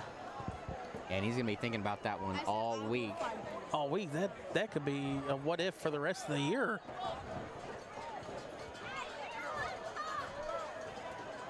And just that quick. And Oakwood's going to go for it on a fake punt. And Oakwood picks up the first down and more. What a trickery there by the Lumberjacks. And Max Parker, man, we've been calling his name all night. He's been making all the plays for the Lumberjacks. Right there, he does it again. And, you know, it's really, it's a great thing for your offense when your best wide receiver is also your kicker. So it really makes the trickery a lot more dangerous. Have an explosive player like Parker out there. You see that home sideline trying to pump this team up. Is that the spark the Lumberjacks need to try to come back this second half? But, I mean, play clock's down to 5. Louderback back to pass, throwing it to the outside. Turn around, Bremner with a catch. Nice catch there by Bremner as he turns around and hauls it in. Down to the 41-yard line. P.J. Bremner, we've called his name a lot. He hasn't been able to reel in that many catches, but when they go deep, they're looking for Bremner. And look, went through his hands and caught it off the bounce off the shoulder pad. Does a great job, and now this Oakwood offense is starting 2 plays, to get about things moving. 60 yards downfield. And you see this Valley View sideline. You hear them, they're starting to get antsy. 3:45 left here in the third quarter. Louderback hands it off to J.J. Wilson, bursts through the first hole. He cuts it back to the outside and pushed out of bounds, and that'll be enough for another first down. He's going to get out across the 30, and we have a Spartan down on the field in a lot of pain. So there's going to be a injury timeout there. It looks like it might just be a cramp. It was very hot this first half. That's for sure. The sun was beating down. Ladies and gentlemen, just a reminder, we did have a lost iPhone turned in to the press box. Once again, if you misplaced your phone, you can come and inscribe it. We might have a brand new phone for you otherwise.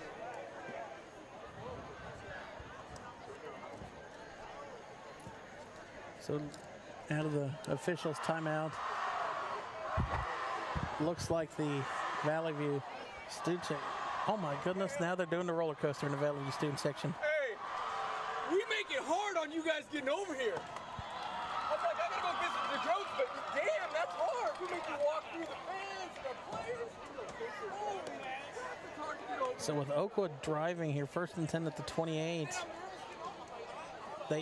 they have to capitalize here. They've got to score. You had that trick play or fake punt.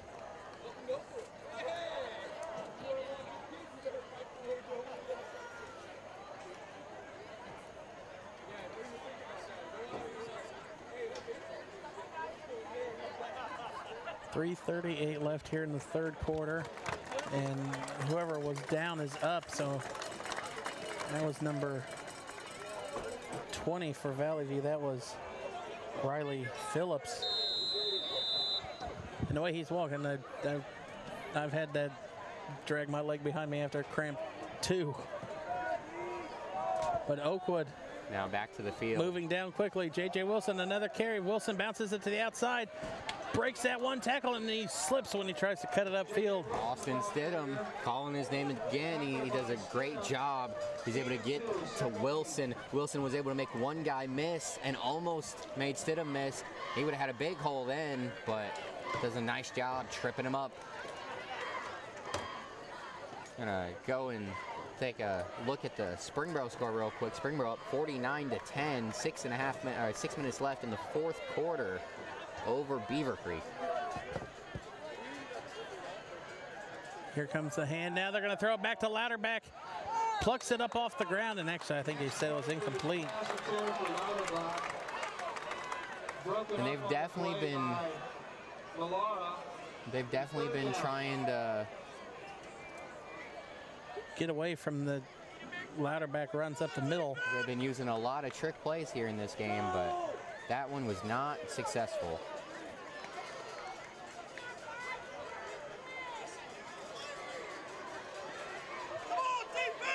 3rd and 8 here from about the 26.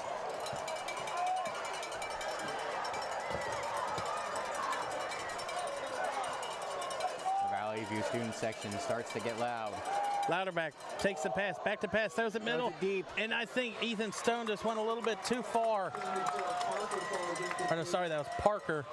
And it looked kind of like Parker was expecting a back shoulder fade.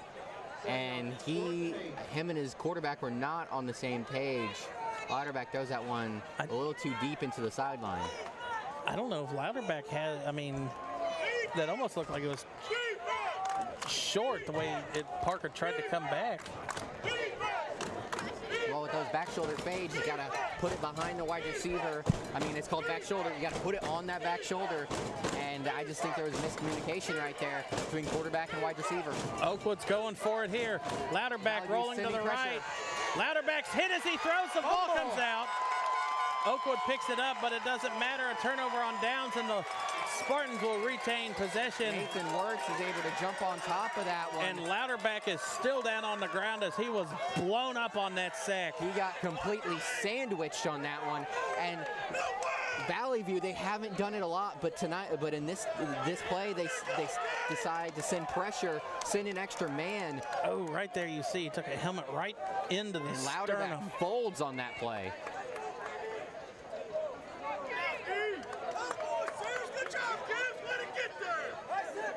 You see Louderback still being looked at on the sideline, or on the field. And one of the few times tonight that we've seen the Spartans blitz, and it just absolutely got home that time. There were 3 different Spartans that met at the point of attack, which was Louderback. Louderback is up. Tonight's game brought to you by Collins Real Estate Service. It's talk about toughness as Louderback walks off the field under his own power, and the way he took that shot at the end, that helmet went right there in the sternum area. I thought he might have broken a rib or something. The way you kind of see he folded down on top of that Valley View defender. 2:32 left here in the third quarter.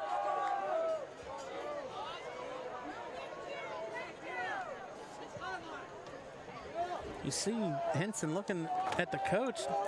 5 seconds left on the play clock. They got to go.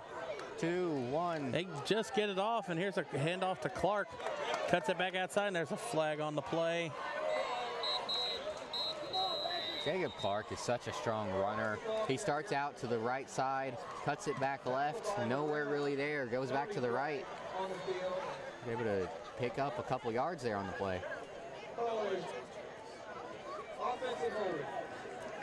And you could kind of see the holding there on our MVCC Game of the Week replay, as there was an offensive lineman who did a great job tackling a lumberjack, but the lumberjack might be going on defense next week.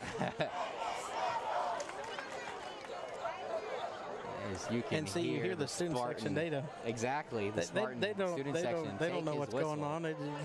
Valley View could have scored and blown the whistle, and they'd still chant take his whistle.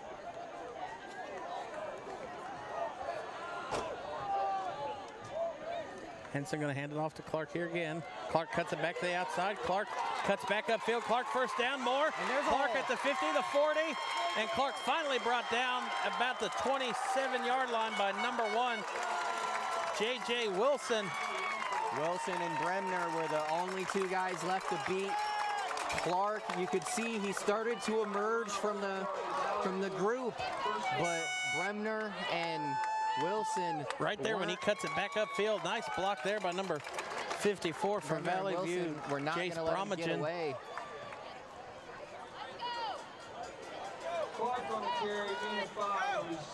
And here in this second half, the Valley View offense has really, gotten come to life. Gear, done the things that we're used to seeing this offense do. I said it earlier, they have, in the first 3 games, had over 1,000 yards. In the first half, they were Here's another handoff to Clark. Nowhere near. Bounces off his own man, and he'll have enough for another first down.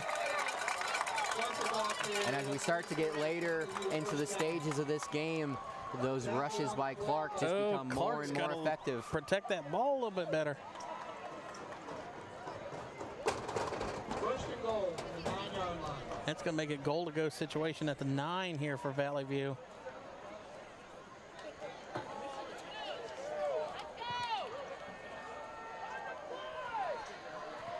Play clock's at 17. Clark again. Clark cuts it back in. Clark, no signal yet. No touchdown. That's got to be, what, down at the 4 or 5, I think they say. And down at the 5, just like you said. 30 seconds left here in the third quarter. There's about a half a second difference between the game clock and play clock, so they will have to hike it one last time.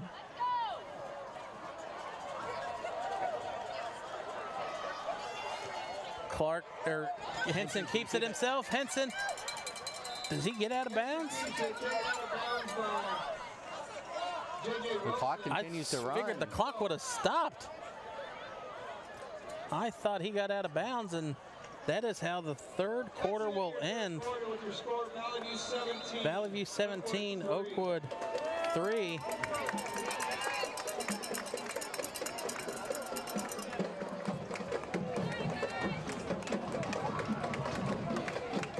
And you see the Valley View drum line down there.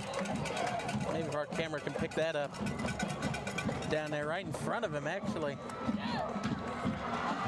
The drum lines are always the fun things to watch here in between the third and fourth quarter. There we go. He's going blindfolded. I mean, I can hit the drums with drumsticks, but it ain't gonna sound like that. And doing it blindfolded. I'll tell you what, the Spartans, they got talent on the field and talent off the field. Sir deserves a standing ovation for that. That was impressive. You see the Oakwood drum line not trying to be outdone. You see them on the far side of the field. Gonna take a look at the Centerville game. I am still surprised at this game. Still 3-0. Our last update was about 5 minutes ago, and there's just under 11 minutes left in the game. That defense of the Elks has been absolutely suffocating all year long.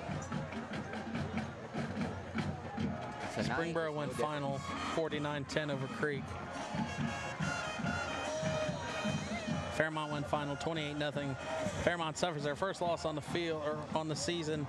We will see the Firebirds back in action next week against the Miamisburg Vikings.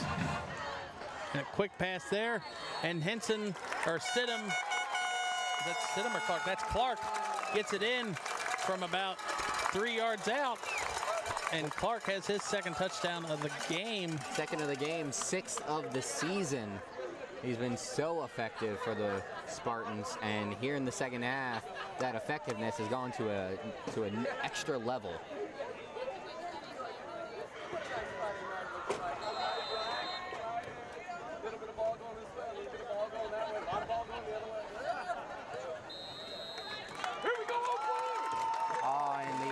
Just scored a touchdown. I just got that. So that's going to make it a 10-0 game, and 24-3 now lead the Valley View Spartans over the Oakwood Lumberjacks.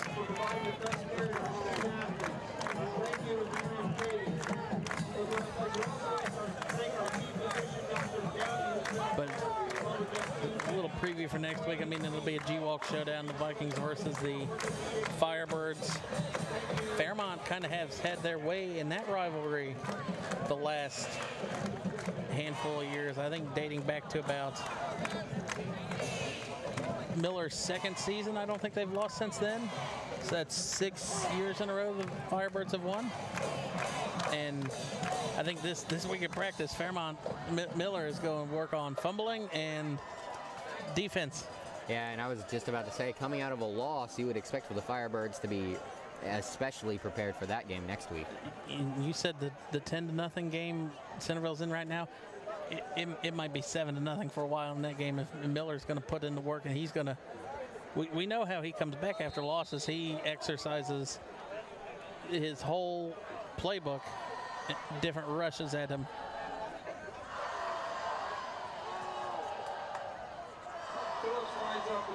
You coordinated enough to do that, Andy.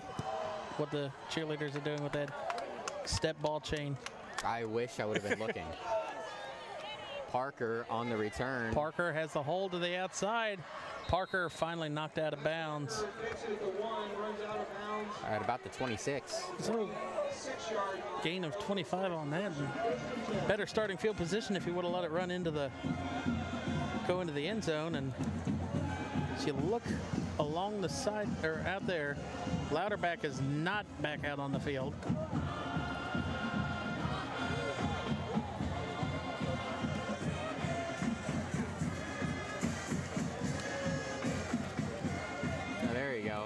He was able to get in there just a little late.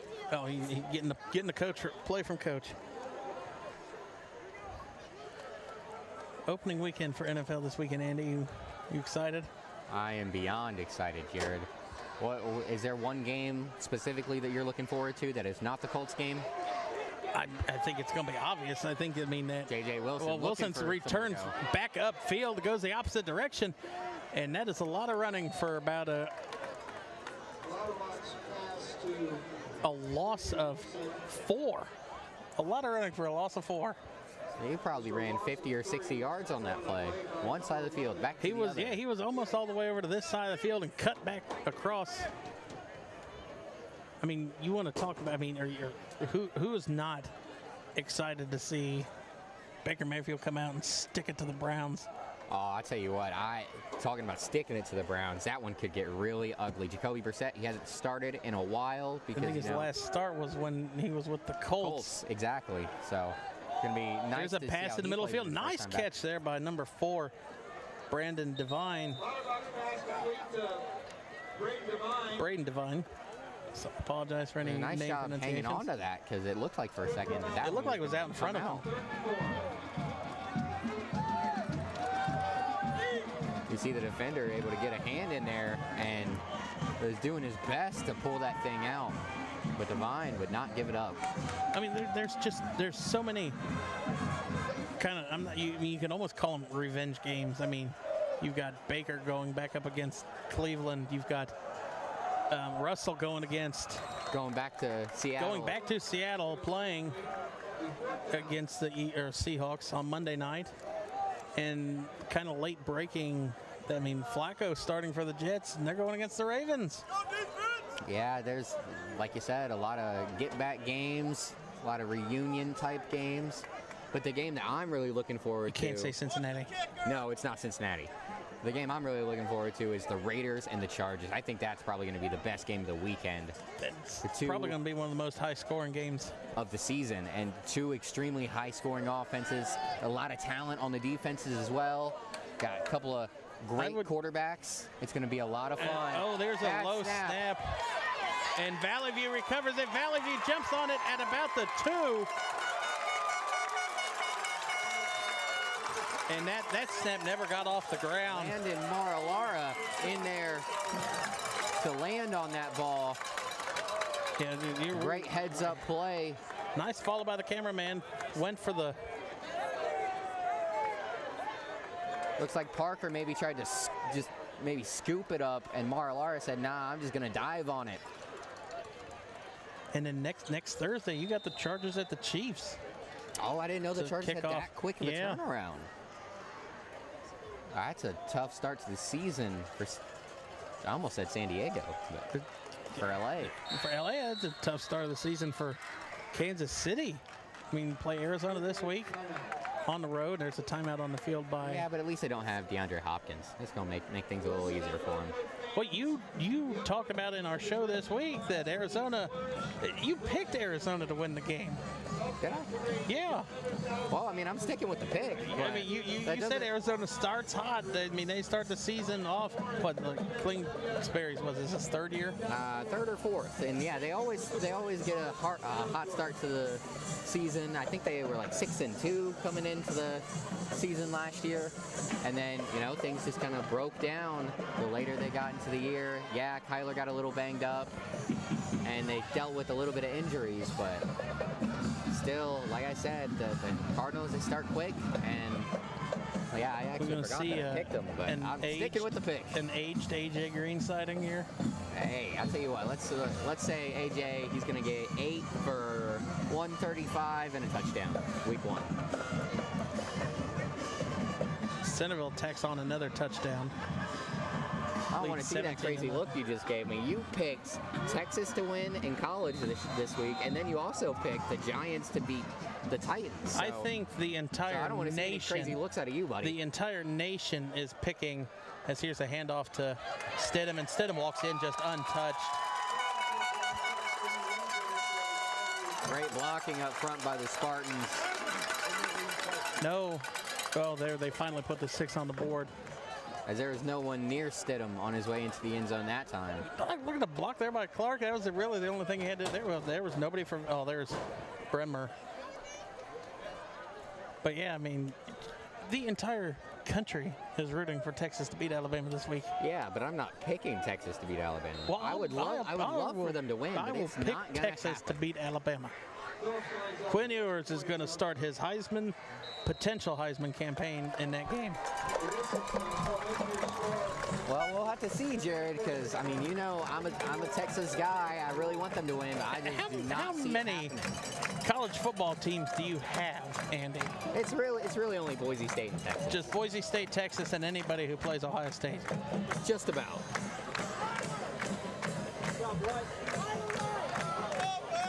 But the two I really root for, it's Boise State and Texas.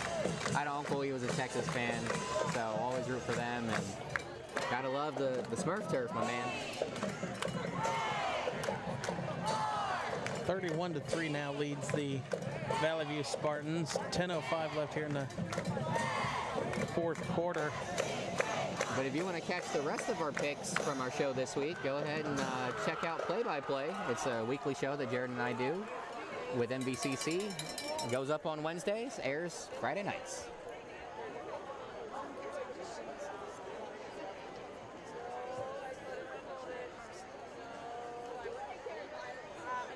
.05 left here in the fourth quarter from Mac Hummon Field.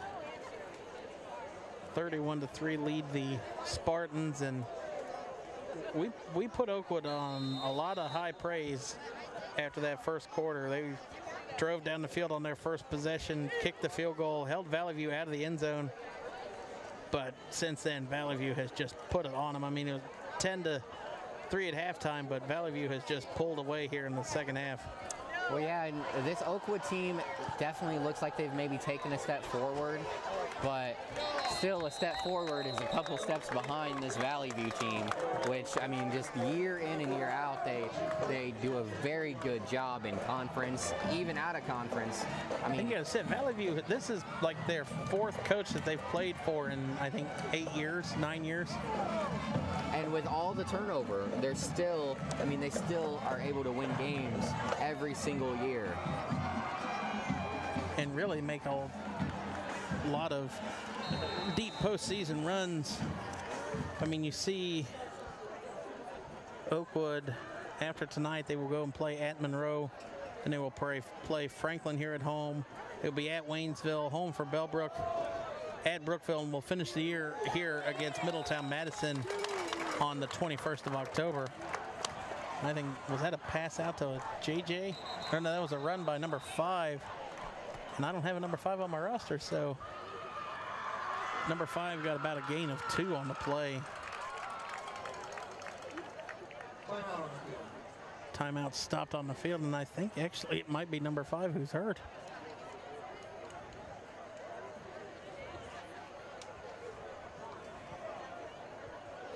And then you looking at the Valley View roster, as tonight's game is brought to you by Collins Real Estate Services. They're at Oakwood here tonight. Then they play Middletown Madison next week at home. They're at Brookville. They play Carlisle at home, and then they've got a tough stretch to end the season at Franklin, at Eaton, and a home for Bellbrook. We saw that Bellbrook team 2 weeks ago who come into Holland Field and just took it to the Vikings. And what was a very surprising game for us, we thought the Vikings were going to have a much better showing. What was the final now, like 24-6? 10? Oh, Miamisburg ended up scoring. Yeah. But yeah, it was a Valley View definitely going to have their hands full with the Golden Eagles. But I mean, Bellbrook, you would have thought replacing a 2,800-yard rusher last year was going to be hard, but I mean, they got two running backs that kind of split the carries, and it doesn't look like it's any difference from what they're used to doing. Yeah, I don't think that together they'll combine for 2,800, but I mean, they're going to do a good job this season. They were so productive in that game that we got to call a couple weeks back. Louderback airing it out on the far sideline, and it is incomplete, intended to number 17. I believe that is Parker. Louderback's got a little bit of an arm on him, but I tell you what, they just haven't been able to get anything going here in the second half of this game. And we've been talking about all night the dominance of Valley View. Last year they were 5-6, but before that you have to go all the way back to 2015 when for the last time they didn't have a winning record. And in the time since then they've had 10-1, 10-2, 11-1 type records. So Louderback airing it out in the middle of the field, tipped and almost. So this Valley View team really is the cream of the crop when you're talking about the swivel. Yeah, coming out of I think it's the north in the Southwest Buckeye League. South. That's right, Oakwood's in the north.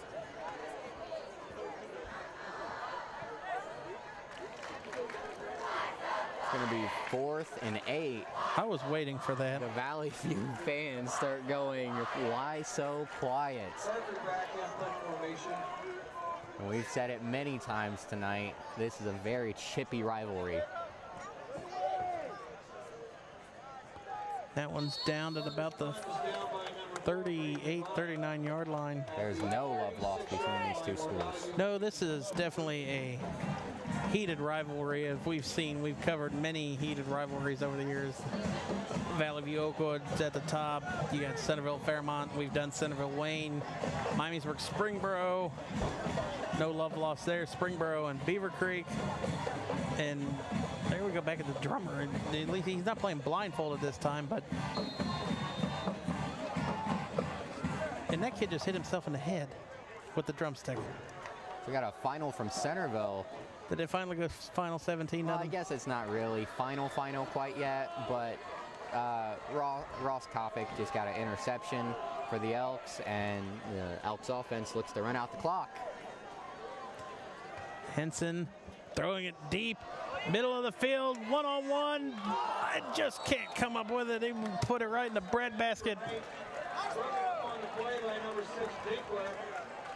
Dickler, nice play there. And Troy Hypes yet again. That was a deep pass, beautiful throw. And I'll tell you what, Caden Henson is going to be playing college ball somewhere. I've just seen him lace this thing up tonight. I mean, even if it hasn't been a complete pass, it has been a beautiful throw every single time.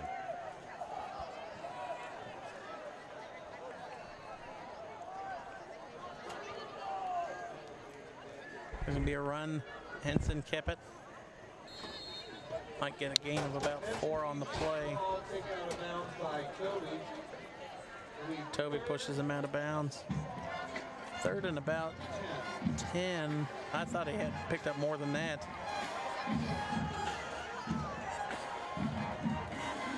Caden Henson listed at 6'3", 180. I believe it. The athletic quarterback able to see over top of defenses. And there's a flag on the play.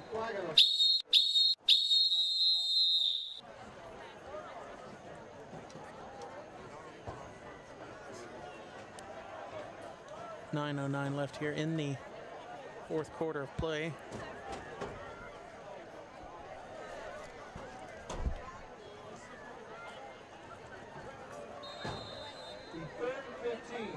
Third and 15 now for Valley View.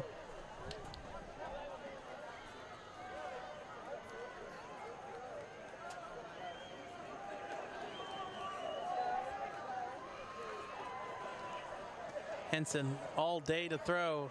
Henson gonna roll to the right, and he can scramble. Henson stays on his feet. First down move for Henson. 3rd and 15. He ran for about 17 on the play. Beautiful play by the young quarterback. He's so athletic. He uses that speed, able to stretch the field. You know, I was wrong. I was just looking at the roster. Henson's only a junior, so we get to see him again next year. I could have swore he was a senior. And I'm very excited about seeing how he's able to grow next year. Right there, Parker unable to make the stop. He's a better wide receiver, I guess, than he is a defensive back. But I'm so excited to watch this kid grow over the next year. There's a Clark handoff to Clark. Clark bursts through and will be close to a first down, about a gain of 8 on the play. And there's an injured lumberjack down on the ground. He got right back up. Ethan Stone getting up a little slow. But every time Jacob Clark touches the ball at this point, it's just, I mean, he's just bludgeoning the defense. Just hitting them with that brute force, that power that he has. Bludgeoning? Bludgeoning. All right, Andy, I see you've used your word of the day calendar. And here Clark, or no, that's Stidham, on an end around. Stidham thought he had a first down and tackled. Refs or Valley View won the helmet to helmet. Let's take a look at this in the replay. We'll see if I agree. Might try and not say that too loudly. And I think I might agree there at the end. I saw both helmets kind of. You take a. If we can see a replay of that again, bit. That is not that. No, I think the Oakwood helmet to helmet themselves. Because of the way Stidham was pulled down, it looked like he went under.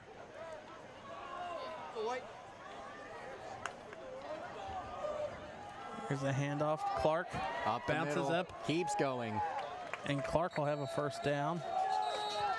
And Clark kept those legs moving forward until about 6 different lumberjacks got in front of him, and together they were able to push him back.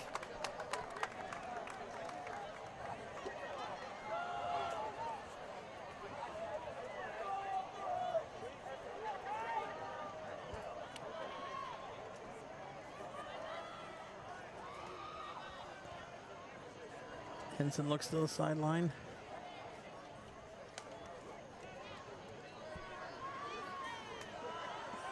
Looks like he changes something at the line. This time he's got 2 backs in the backfield with him. Lynch to one side. Hands it off. Was that 14, I think? No, that was Clark. Clark. He's white on white. It's hard to see. I think we need to petition Valley View to put some blue on these jerseys. Well, their home ones are. Well, and the thing is, I guess if they put blue on the jerseys, then we'll get them confused with Fairmont. It'll look a lot like Fairmont's white jerseys. So timeout on the play. Helmet came off of somebody for Oakwood.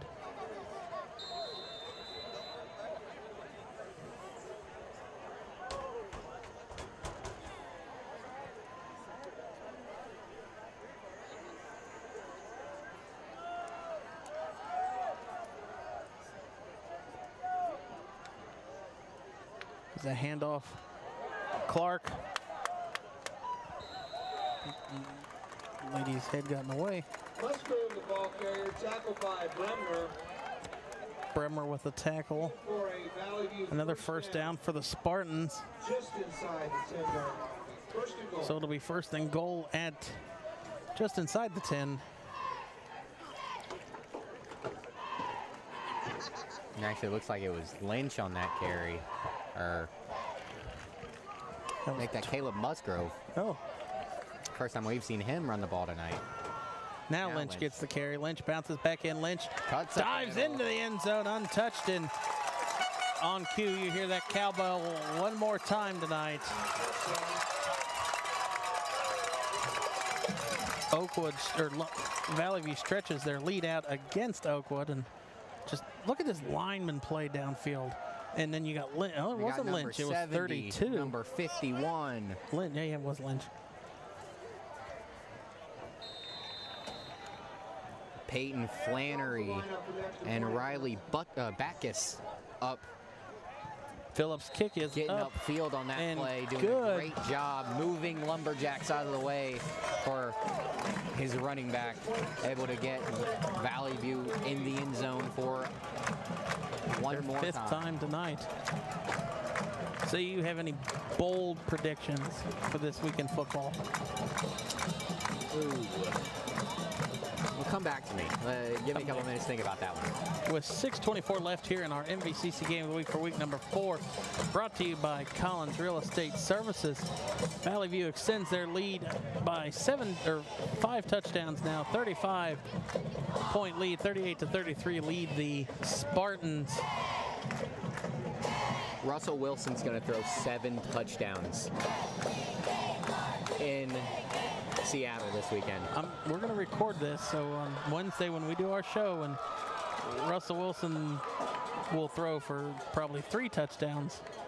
Well, if he throws for 7, I'm beating you in fantasy this week. That's part of the goal. Hey, as long as Jamar has 200 and some yards again like he did last year when I played you in the playoffs. Against the Chiefs? Yeah. Let's not talk about that. Why not? I don't want to. I went on to win. It was a bad day. It's a good day for my Bengals, a bad day for my team. Maybe we might hang my fantasy championship banner on the studio on Wednesday. You're going to have to go buy yourself a championship banner. Well, you're the commissioner. You're supposed to supply that. See, I've been trying to talk to the guys for the last couple of years about getting a trophy, but no one wants to give up the yearly winnings.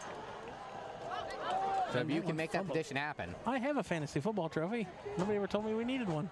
Oh. Well, you never told me that you had one. Never brought up. And now with that last touchdown, that actually puts Valley View in the OHSA 30-point running clock. So it will be a running clock from here on out unless Oakwood scores a touchdown. Parker wasn't quite sure who was going to return at that time. It was a nice job. He's able to get out to about the 17. Are we going to the student section? Hey, Graham, hurry up!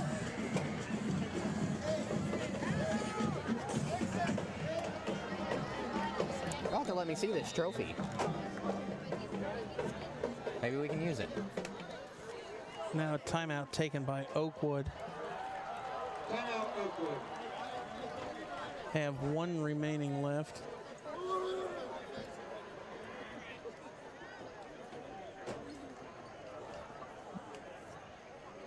We take a timeout. Tonight's game brought to you by Collins Real Estate Services. Visit their website. You see there on the screen. BuyCRES.com. You got Michelle Collins, who's also the mayor of Miamisburg, running a successful real estate company with, I believe it's a mother-daughter duo. Gotta always love seeing family businesses be successful. And I'm pretty sure later on this year we're gonna have Collins in to be one of our guest pickers. Is that correct? Not Collins. When we're at Springboro, we'll have Brookshire. We'll have Carrie Robbins in to there you go. Be a guest picker with Brookshire. Got my Homes. sponsors mixed up. Don't do that, Andy. They give us money for this. You're right. You're right.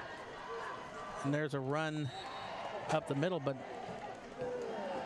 and now you've got the Valley View student section singing goodbye.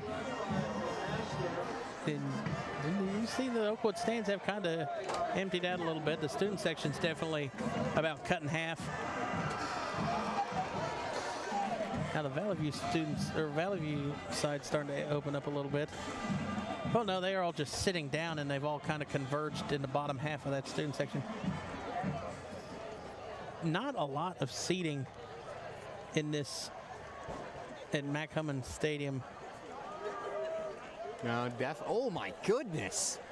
What a That was hit. just a push. I mean, he wasn't even involved in the play. But maybe we take a wide shot after this replay. I wanted to see that replay. Of how, That's good for an Oakwood first down. of just how little Mac Hummon Field is, just looking at the home stands. Gavin DeGroat in there with a big hit. I mean, you can definitely tell this stadium is not hosting playoff games.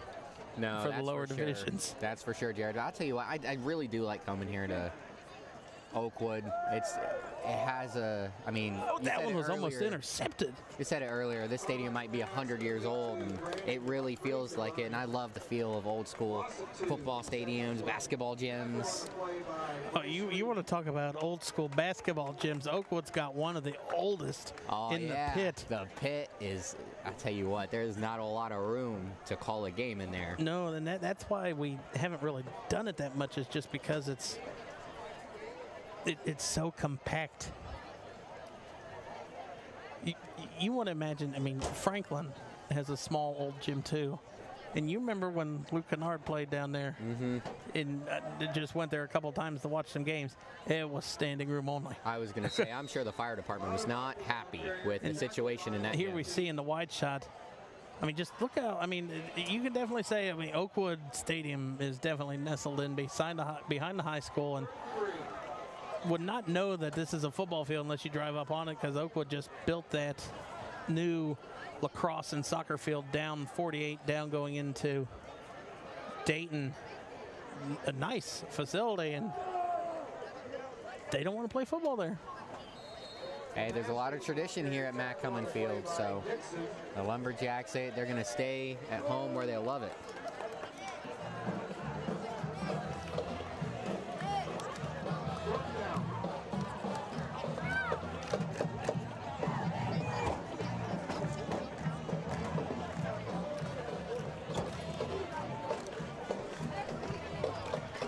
That's going to be 4th down now here for the Lumberjacks. 4th and about 3, and they're going to stay on the field. Louderback back to pass, slings it in for a 1st down. You took the word right off the tip of my tongue, Jared. I mean, not that I like quoting Chris Collinsworth, but I mean, he threw a fastball right at there at the receiver.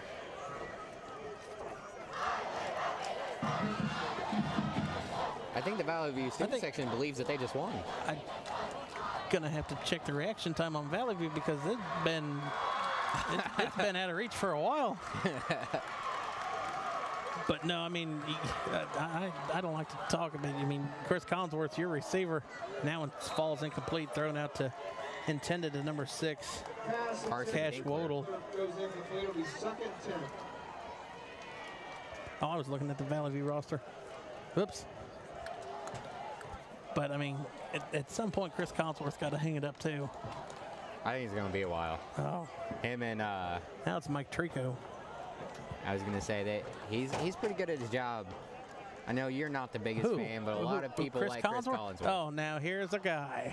Oh, boy, Jared. That is the Sunday Night Football drinking game, as Louderback slings this one down the sideline, almost intercepted, and that tip almost caused an interception. That's the drinking game, is every time Chris Collinsworth says, now here's a guy, you got to take a shot. I have to work Monday morning, right? Jared, So I mean, can't play this drinking game.